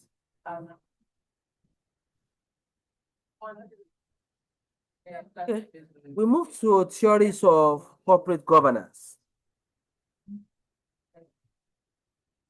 Theories of corporate governance.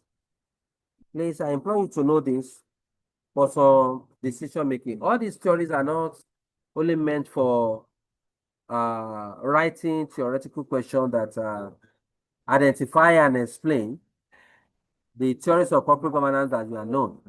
No, some of these theories too, the theoretical background about this will make it to make some landmark judgments and decisions to advise the complaint in question that they give to us as a case study. And that's the reason why it is very, very key that we have to understand all the theories of corporate governance and have the ability to differentiate between them, know the appropriate one to use in making your strategic decisions. They are very simple. I'll simplify it, and we are going to go through it together. Theories of corporate governance. The first theory of corporate governance that we have is what we call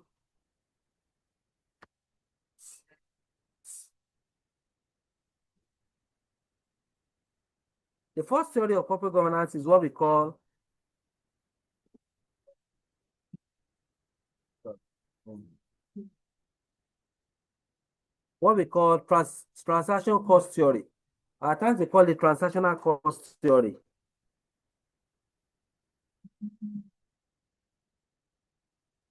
Transaction cost theory or transactional cost theory. You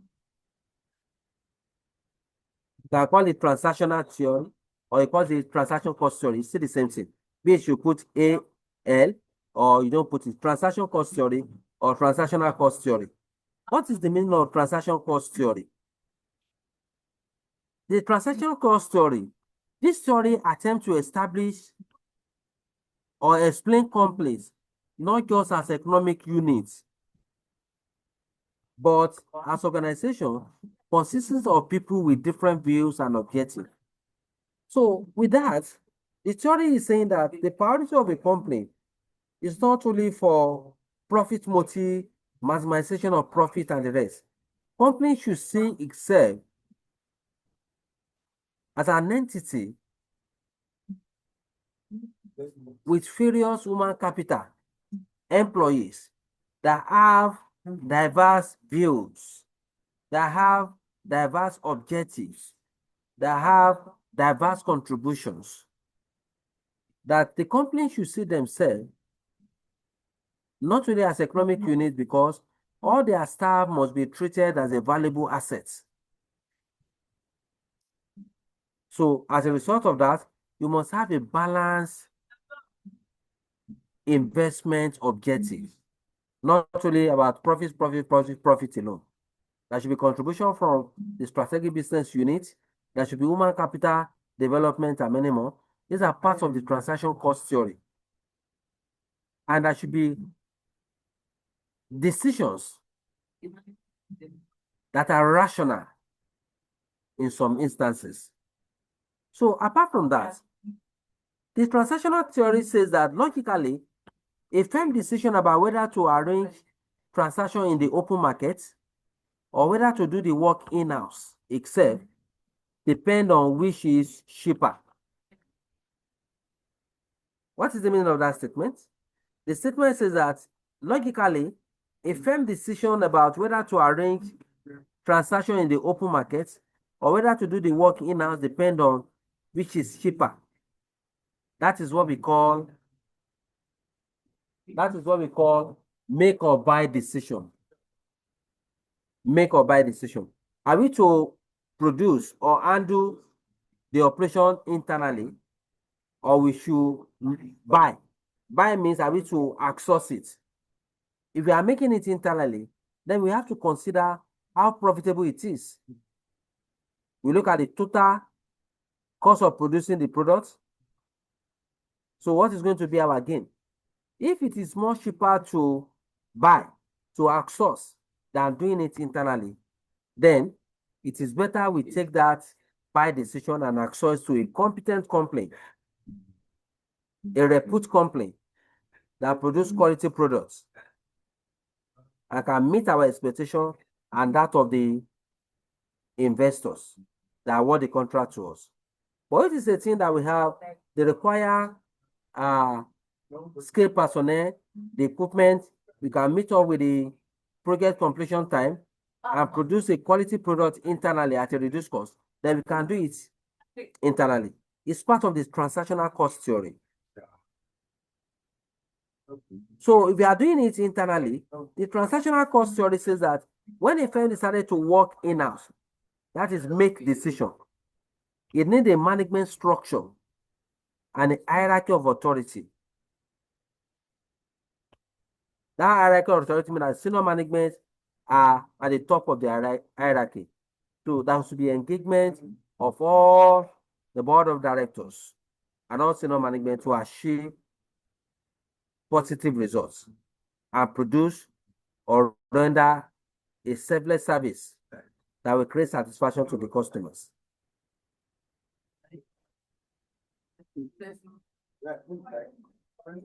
In addition to transaction theory, from a governance perspective, transaction economic theory is based on the assumption that all behavior is rational and that profit maximization is a rational objective of all business.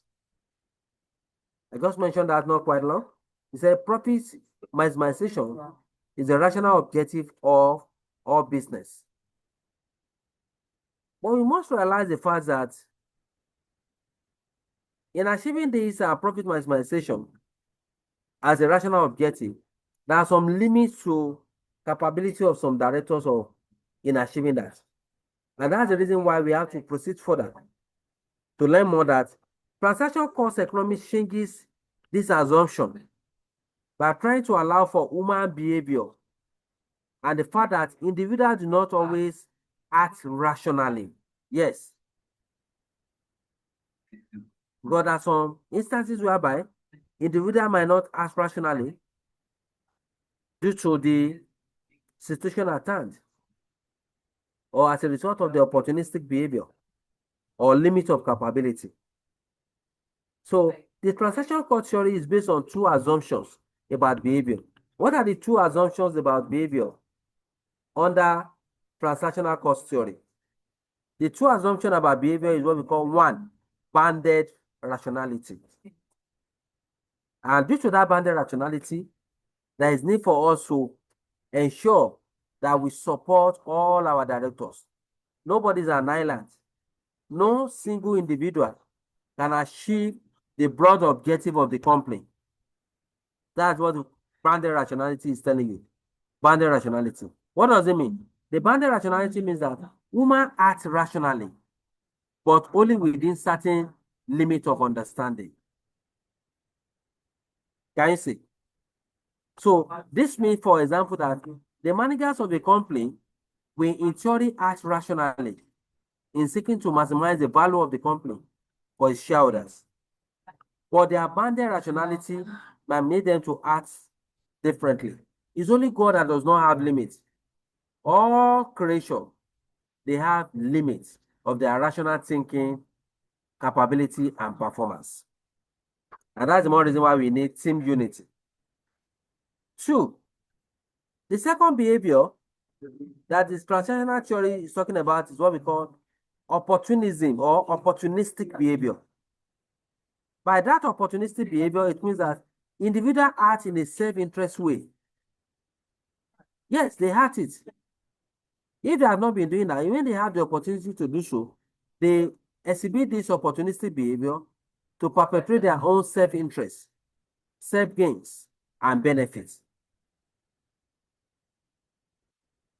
So that lack of honesty is very, very peculiar with all human creation, except few ones. And that's more reason why we must ensure that we put in place a monitoring mechanism, make use of whistleblower to limit this opportunistic behavior and reward your staff. When you pay them good salary, you motivate them with financial and non-financial incentives or motivation, then it will minimize all these negative opportunistic behavior. So another theory of corporate governance is what we call stewardship theory. In the stewardship theory, this one states that all appointed directors, employees of the company, what can we call it? Employees of the company, the stakeholders of the company, they are all stewards to the owners of the company. As a result of that, they must perform their stewardship role and put the interests of the owners first. So that's the stewardship role. They must perform the duty of care. They must ensure accountability, transparency, working with integrity, effective use of the resources of the company, avoid fraudulent practices, compliance with laws and regulations, duty of care, acting as agency of necessity. All these things are what we call stewardship roles. The third theory is resource dependence theory. Resource dependence theory. The resource dependence theory has been summarized and simplified. Because in our textbook, you will see it is voluminous, about 10, 13 pages. What the resource dependence theory is saying is that the best way the company can achieve results, achieve their goals, and achieve sustainability with improved performance and competitiveness is to leverage on the resources at their disposal. Yeah, rather than looking for the best product or services to render, what the company is expected to do is to look inward and leverage on all their resources, both financial resources and non-financial resources. So organization must depend on the resources such as material resources, labor and capital resources, time, information, machines, methodology.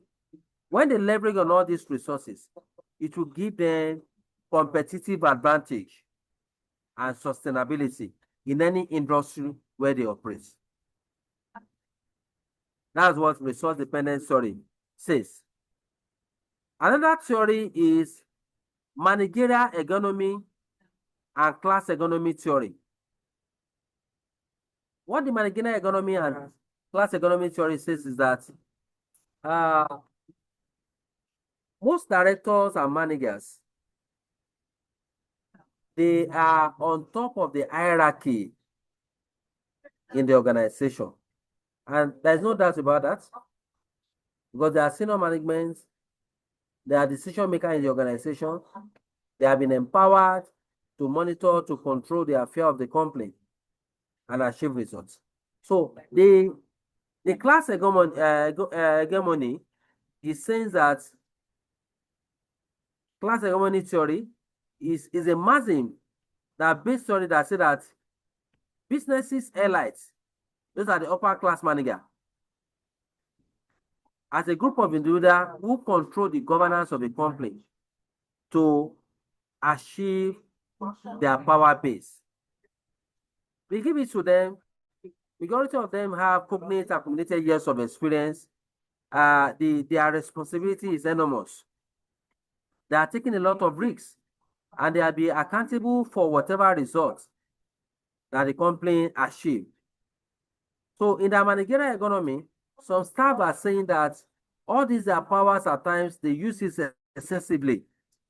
And as a result of that, the management must checkmate their power by, in most cases, calling them to order and advising them to have what we call equity and justice. So in the managerial economy, the managerial economy means that the senior managers, the executive directors, the CEOs, whatever, they have that economic power. They have that decision-making power. And as a result of that, instances do occur whereby these decisions, they abuse it, or they might want to use that decision to swing the pendulum towards their own personal interest. And this one should be checkmated in order to ensure that there is effective governance in the organization. So any interpersonal relationship that can bring about personal gains or fraudulent activities should be avoided. The power should not be used arbitrarily or negatively. That's what the fifth theory is telling you. The sixth theory is what we call stakeholders theory. Stakeholders theory. So what does the stakeholders theory says? The stakeholders theory of corporate governance is that governance depends on the interrelationship and relative strength of different stakeholders of a company. Let me expatiate further on that. The stakeholders theory is saying that the directors of the company must consider and see to the welfare and benefit of the stakeholders. Because majority of the board of directors, all of them, they believe that the shareholders are the owners of the business. They invest enormously in the business. They finance and manage the business. As a result of that, the interest of the shareholders alone should be prioritized. But the stakeholder story is now saying that the interest of the stakeholders too should be considered, because employees are part of the stakeholders. The employees are valuable assets that contribute tremendously towards achieving results in the organization. As a result of that, the employees too, they should be well remunerated, they should be well trained, they should be developed. That's what the stakeholders is telling. The stakeholder theory is advocating for the support and contribution to the welfare of the stakeholders.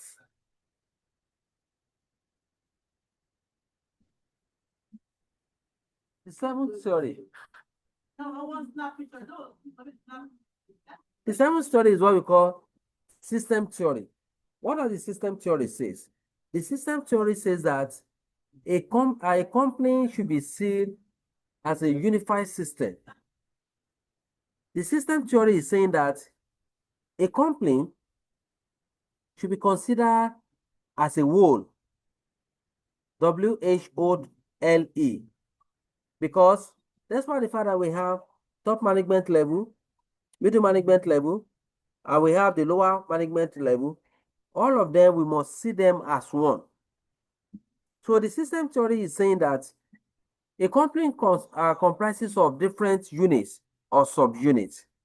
But different units that we have, strategic business units, functional departments, all of them must work together as a team to achieve a collective goal.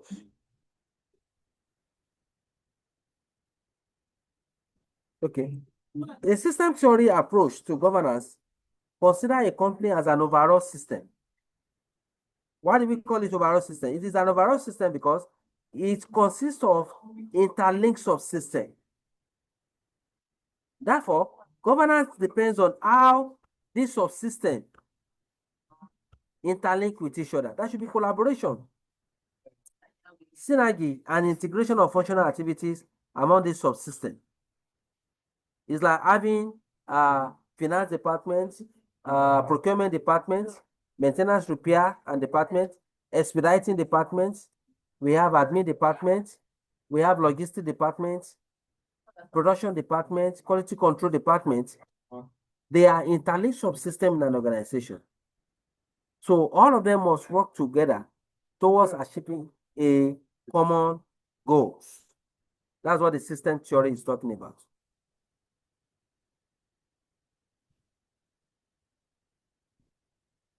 So we have governance and information technology. We are now in the platform and digital era now. As a result of that, the majority of the complaints, including the government, individuals are engaging on digital marketing, e-governance, e-procurement, and the rest. So there should be integration of information technology into governance for effective functioning and oversight function. So what are the functional scope of governance? Functional scope of governance. So the scope of a system of governance must incorporate all of the business function and operation, such as finance and operations, marketing and sales. Our administration functions must be integrated with technology, human resources management, risk system and internal control. Our strategy must be digitalized. Financial reporting must be digitalized. Policy and procedures too must be integrated with information and technology. So the information and technology governance. The responsibility of the board of directors for governance should include IT governance. That is key. Without this IT governance, nothing can be achieved. Even the IT governance will bring about transparency and it will foster engagement of the stakeholders. Our financial reporting standard can be able to meet up with the international standards. So in the modern business of nowadays, nothing can be achieved without integrating the company governance, operational activities, and strategy with technology.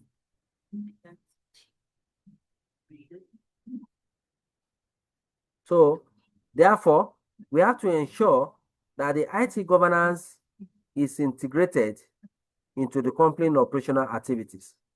So, however, the main areas of IT governance duty of directors are the following. Let's look about one or two. So, the main area is ensuring adequate information technology and information system in the organization. 2, ensuring adequate funding is available to support the IT capability because it is capital intensive in nature. And it requires renewal, maintenance, servicing, upgrading. And another duty of the directors when it comes to IT governance is that an IT or information system strategy should be put in place so that will be in alignment with the company's overall goals and objectives. Another duty that the director is expected to do in terms of IT governance is to put in place system or software to control cybercrime. Because in using IT governance, we are prone to a lot of cybercrime attempts by fraudsters.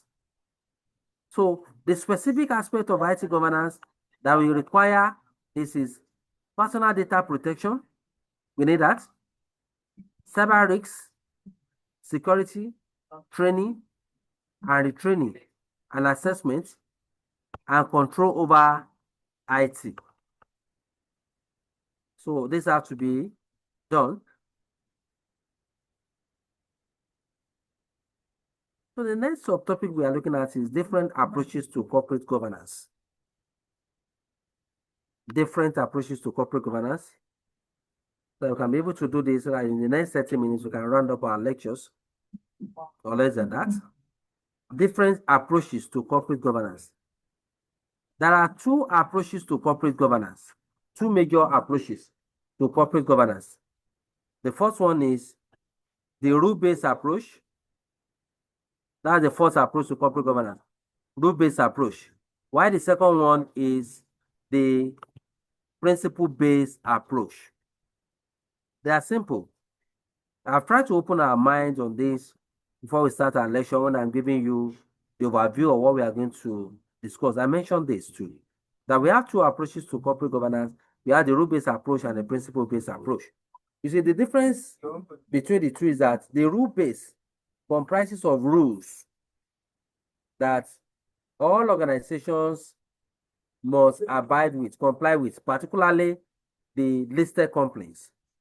While the principle-based is an alternative to rule-based approach, but not a replacement to the rule-based approach. Because the principle-based approach comprises of some principles that companies must abide with. And failure to abide with those principles, you have to tell us the reason why you fail to abide with this. That's what we are just looking at. So that will not take us more than 3 to 4 minutes to do justice to that. So the rule-based approach to corporate governance, the rule-based approach.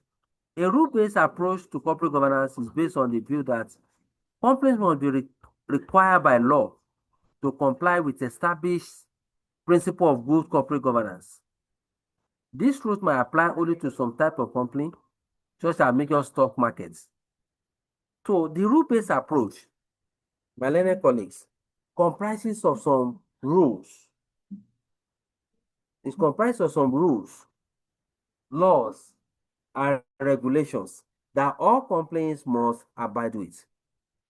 Failure to abide with all these laid down rules, then such a company might face punishment, litigations, sanctions, and some stringent penalties. So what are the advantages of this rule base? The advantages of the rule base is that, one, companies do not have the choice of ignoring the rules because it is binding on all companies, particularly the listed companies. Two, another benefit is that all companies are required to meet the same minimum standard of corporate governance. It brings about a uniform standard for ensuring effective corporate governance. Three, another benefit of the rule base is that investor confidence in the stock market might be improved since they know that there is a binding rule now that is guiding the conduct of the directors. And these two rule base, the rule base and the principle base, the two of them, the reason why we have them is to minimize the sudden collapse of companies, to minimize or checkmate the excesses of the board of directors, to prevent fraudulent practices, to increase the investors' confidence, and to ensure that all the shareholders are engaged. So, what are the disadvantages of the rule-based approach? The disadvantages of the rule-based approach is that, one, the same rule might not be suitable for every company because the circumstances of each company are different. So they are saying that the rule-based approach is rigid, it's not flexible. It does not consider some infant, upcoming complaints, or companies that are even facing some challenges. Irrespective of your age, the size, the rule-based approach is binding. It has the same uniform standard. So that's one of the critiques of the rule-based approach. Let's see the second one. The system of corporate governance is too rigid if the same rules are applied to all companies. So they see the rule-based approach as being rigid. So as a result of that, that's the reason why the principle-based approach was put in place. So what are the implications of the rule-based approach? The rule-based approach, I've told you, come into place due to the Sarbanes-Oxley Act 2002 findings, whereby they find that the reason why the likes of Enron, Wacom, and public corporation collapse and some financial institutions collapse is due to deficiency in corporate oversight. So due to these findings that some of the financial reporting has been doctored, misleading financial reporting, inadequate accounting standard and reporting. So due to all this finding, the outcome of the finding, that's the reason why we have the rule-based approach being put in place. But when it comes to the principle-based approach, let's go to the principle-based approach. A principle-based approach was formulated, I told you, as an alternative to the rule-based approach, so that it will even complement the rule-based approach. In some instances whereby you cannot abide with the rule-based approach, let's look at the provision of the principle-based approach. So these provisions must be ensured that there is total compliance, zero compliance to this one too. The rule-based approach, any violation in the rule-based approach, that matter will be taken to court. But in the principle-based approach, any violation in the principle-based approach, the matter will be decided and handled by the shareholders. That's one major distinction between the two. Rule-based approach will be decided in a recognized court, whereby the principle-based approach will be governed, managed by the shareholders. In this principle-based approach, is comprised of some laid down principles that can bring about effective governance and achievement of results, which can boost the confidence of the investors and reduce any form of vice habits or malpractices. So, as a general principle, I pick it here. As a general rule, the company should expect to comply with the guidelines or provisions in the rule-based approach. And in some instances, you may have a situation whereby some directors will take some decisions without engaging the shareholders. These decisions might be for their own personal gains, or it might be for the best interest of the company. But there is no communication to that effect, or that decision is not in compliance with the principle-based provision. So anytime there is lack of compliance, or some decisions are taken in violation of the principle-based provisions, there's opportunity for comply or explain under the principle. You can see that this opportunity for comply or explain, we don't have church provision under the rule base. That's the reason why they said it is rigid. But under the principle base, that's what we call comply or explain. So the meaning of comply or explain is that anytime any directors or group of directors, they violate any principles, that principles, the provision in the principles, the sections of sections will be explained, and they will now require the director to explain reason why you fail to comply with the provision in section 22 subsection 1, page 27, for instance. I just cite that one as an example. Why do you fail to comply? So if the directors give genuine reasons and excuses that the shareholders and other board of directors can ratify, they will consider it. But if the directors give some excuses that are flimsy, there is no genuine excuses for that, such directors might be suspended, and the necessary actions will be taken against the direction. So under the principle base, there is provision for comply or explain, but under the rule base, there is no provision for comply or explain.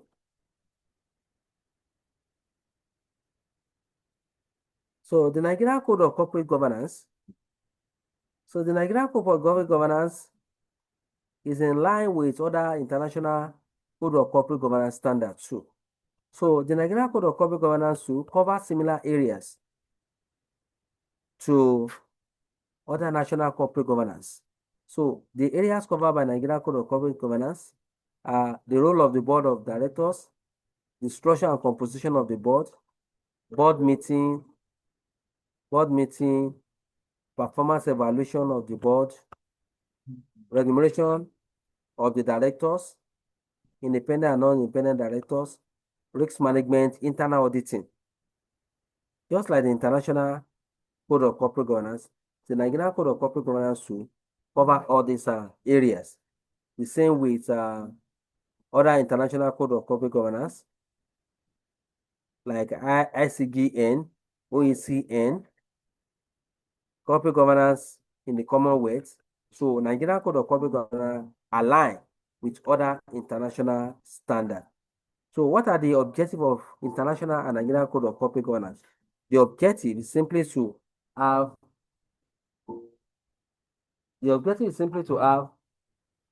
better governance, which will attract more investments from global investors. And another objective is for the company will benefit from more investment finance, FDI and the rest to increase their profits, and for national economies. So you see that some of the objectives of formulating and ensuring adherence to both Nigerian Code of Corporate Governance and International Code of Corporate Governance. So the content of some of the International Code of Corporate Governance are this: to ensure the basis for an effective corporate governance framework.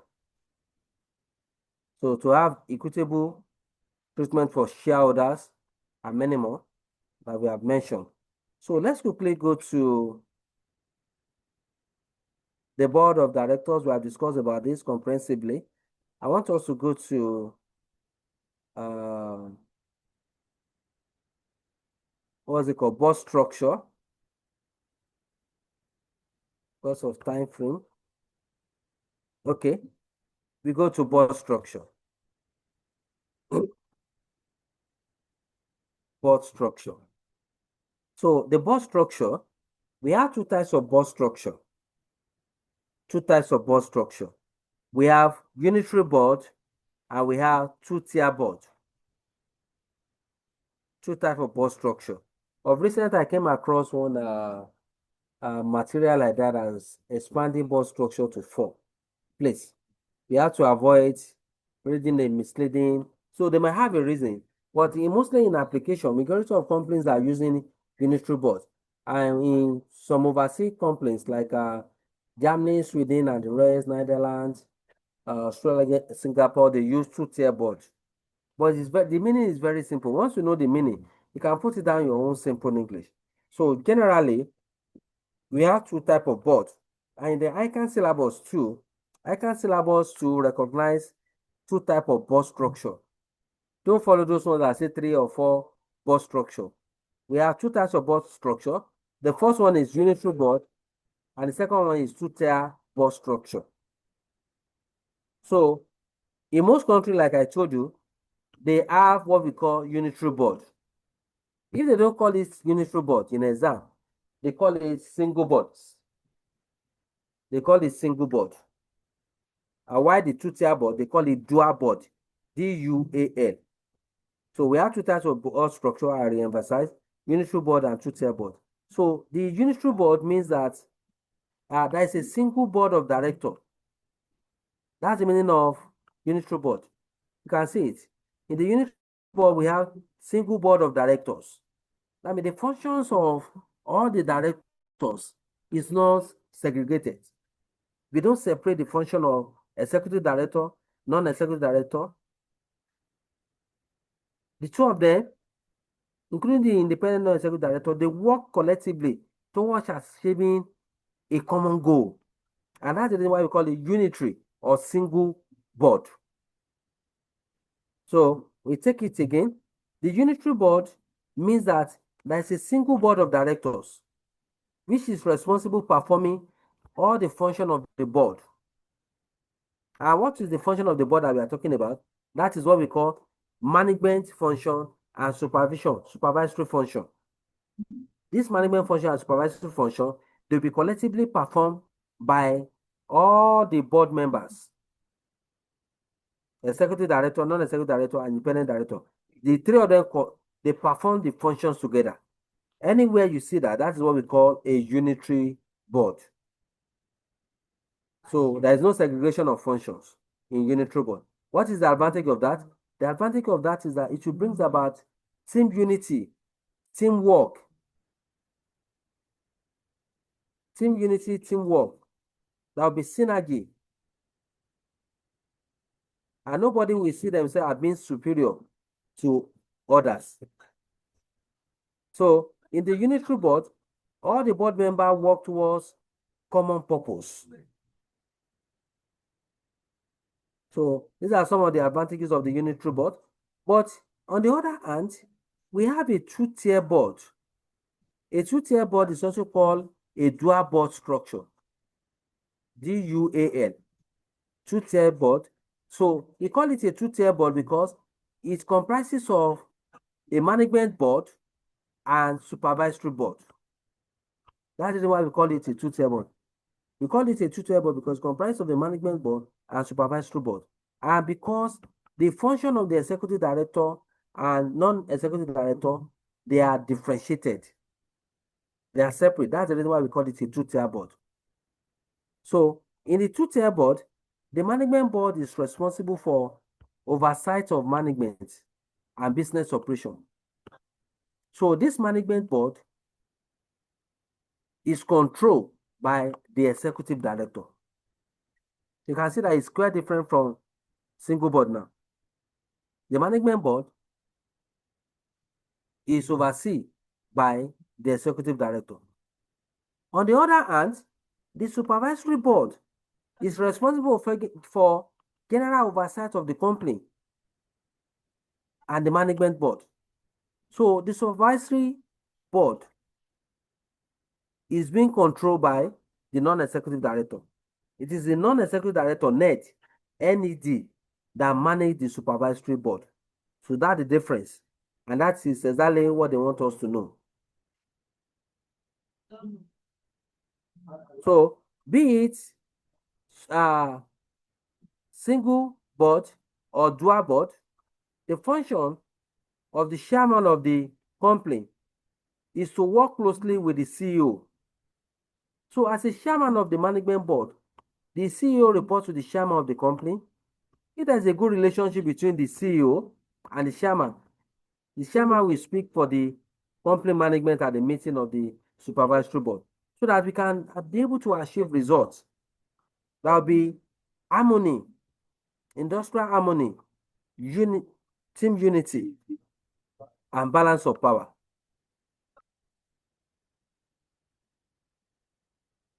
So what are the advantages of the two-tier board?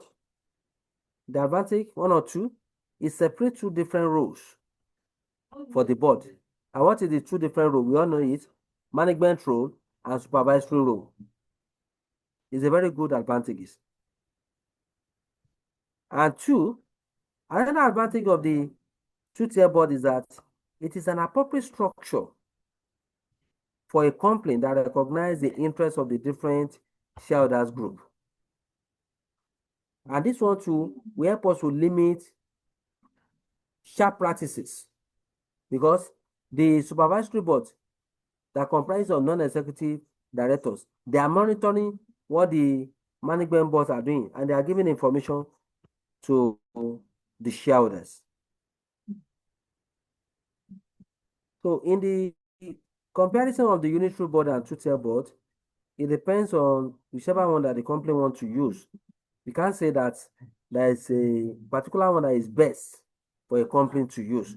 The two of them are effective for the two of them are good for effective governance. So the composition of the board that we have mentioned, I've told you that I've just something down for you. When we are saying composition of the board. So the composition and size of the board. So what we mean by composition is that the board is responsible for the long-term success of the company. So therefore, the composition of the board should comprise of the following. Composition of the board. The chairman, who may be an executive director, but in most cases, they always need non-executive director. So composition of the board, we have a chairman, a deputy chairman, a chief executive officer, other executive directors, non-executive directors, the board committees. So this is a good composition of the board of directors. and it must be in compliance with what the law says. And in the composition of the board of directors is a must. The law says that you should have independent non-executive directors. So what are the roles of the non-executive director? The roles of the non-executive director is that they perform people's role. They see to recruitment of people, removal of directors, they judge meetings, they determine salary, they make contribution in the area of strategic formulation and implementation. The non-executive directors too, they make contribution in the area of risk management and auditing of the company. There are many roles that they perform. Maybe I'll give you some of their roles in our next class. So the executive director, non-executive directors, what they are doing, everything has been put there as a note for you to look at. So the independent directors too, they play a role, but they are part-time directors of the company. They assist in the area of conflict and they pay major contribution advice to complaints, professional advice to the complaints directors so that they can be able to achieve results and going concern. So, and the law says that there must be at least one independent directors in the board.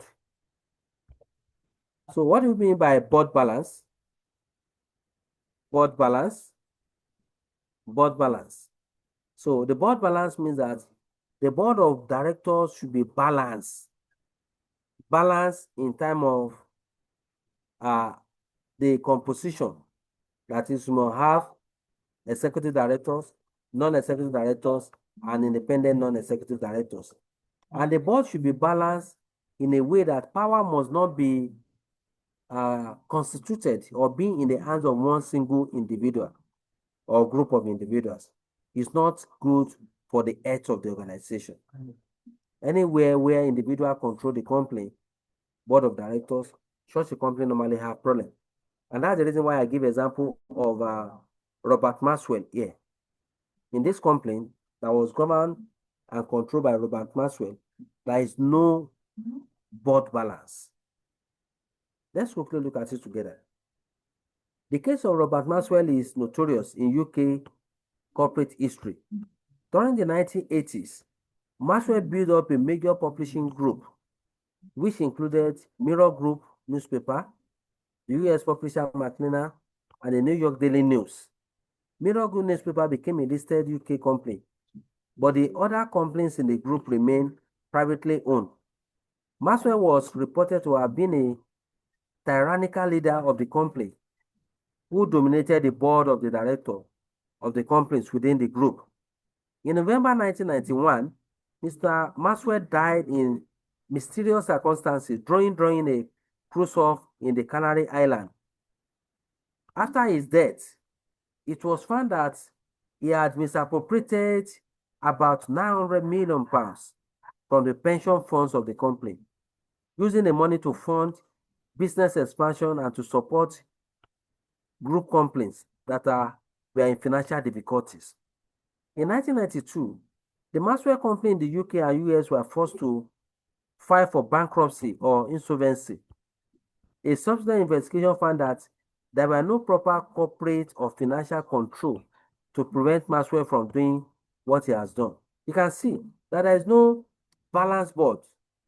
There is no balanced composition. He is the sole decision maker. And he has used his own selfish decision to ruin the life of the company. So due to that, we must ensure that there is a balanced board. And what is the meaning of that balanced board? Balanced board means to ensure that power and information are not concentrated in one or two individuals' hands. That is the meaning of balanced board. Are not concentrated in the hands of one or two individuals. There should be what? There should be a strong presence on the board of both executive and non-executive director. And if they are thought there is a strong presence of executive and non-executive director, none of them should be too powerful to control other directors or take sole decision on behalf of others. So, we're about to round up now. by looking at what we call diversity. What do we call board diversity?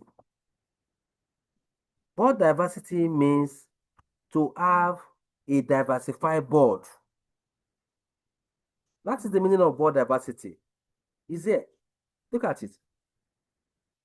When you're talking about board diversity, is simply, in simple time, diversity means having a range of many people that are different from each other to be part of the board of directors. So in a board diversity, you must have different categories of individual with different ages, different race, different gender, different educational background, different professional qualification, experience, personal attitude, the marital status. We are going to have single, married, window among them, different religions. This one will make the board to be enriched because the board diversity aims to cultivate a broad spectrum of demographic attributes and characteristics. They will even take enriched decisions. So what are the benefits of board diversity? The first one is there will be more effective decision making. 2, there will be better utilization of talent pool for non-executive director. Yeah, we have different people with different experience, background, ages, and the rest. Qualifications. Some have worked in the industry before and many more.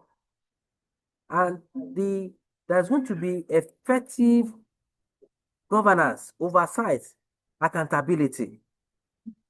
So what are the drawbacks of board diversity, disadvantages of board diversity? One of the major disadvantages of board diversity is that there are always persistent conflicts among the board members. And what brings about this persistent conflict is that some, because they don't have opportunity to take a domineering decisions, they create a conflict at all times. Another thing that brings about persistent conflicts is that irrespective of your age or size, you have that freedom of decisions to make contributions, to critique, antagonize, and make constructive arguments. So this one brings about constant frictions. And the essence of that frictions and the conflict that we are having is to ensure that positive results have been achieved.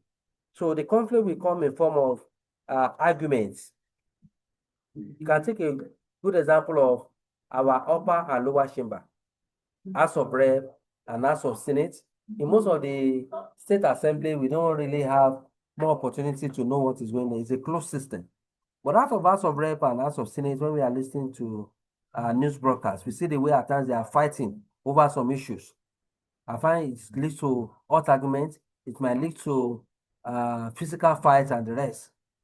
It's because we have different people with different perceptions, opinions, religions, and the rest. And in the board diversity too, because of the age, particularly for the young chaps that are among the board that are appointed to be part of the board member, they face what we call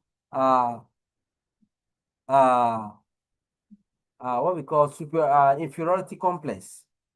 Majority of them might not be able to be more aggressive in fighting for their opinions and the rest. But as time goes on, they'll be able to make a pivotal contribution. So the board diversity is very healthy for an organization. Very, very healthy for an organization. Having different people with different background, ethnicity, religion, age, gender. So how can we promote board diversity? It can be promoted through imposing quotas. Maybe 40% of Hausa, 40% of Yoruba, 30% of this.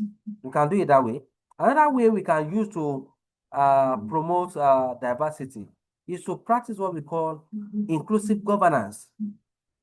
It shouldn't be a male show that all the board will now be comprises of male. That's what this scholar is talking about, Davis report. Davis report is saying that advocating for us to have at least 20 to 23 or 25% of female in governance. So to promote diversity, we must bring about transparency and disclosure and practice inclusive governance. So this one will enrich decision making and brings about effective governance in the organization. So this is where we are going to stop our lectures today. Thank you for your commitment and time. Do you have any questions so that I can be able to release you to go and have some rest?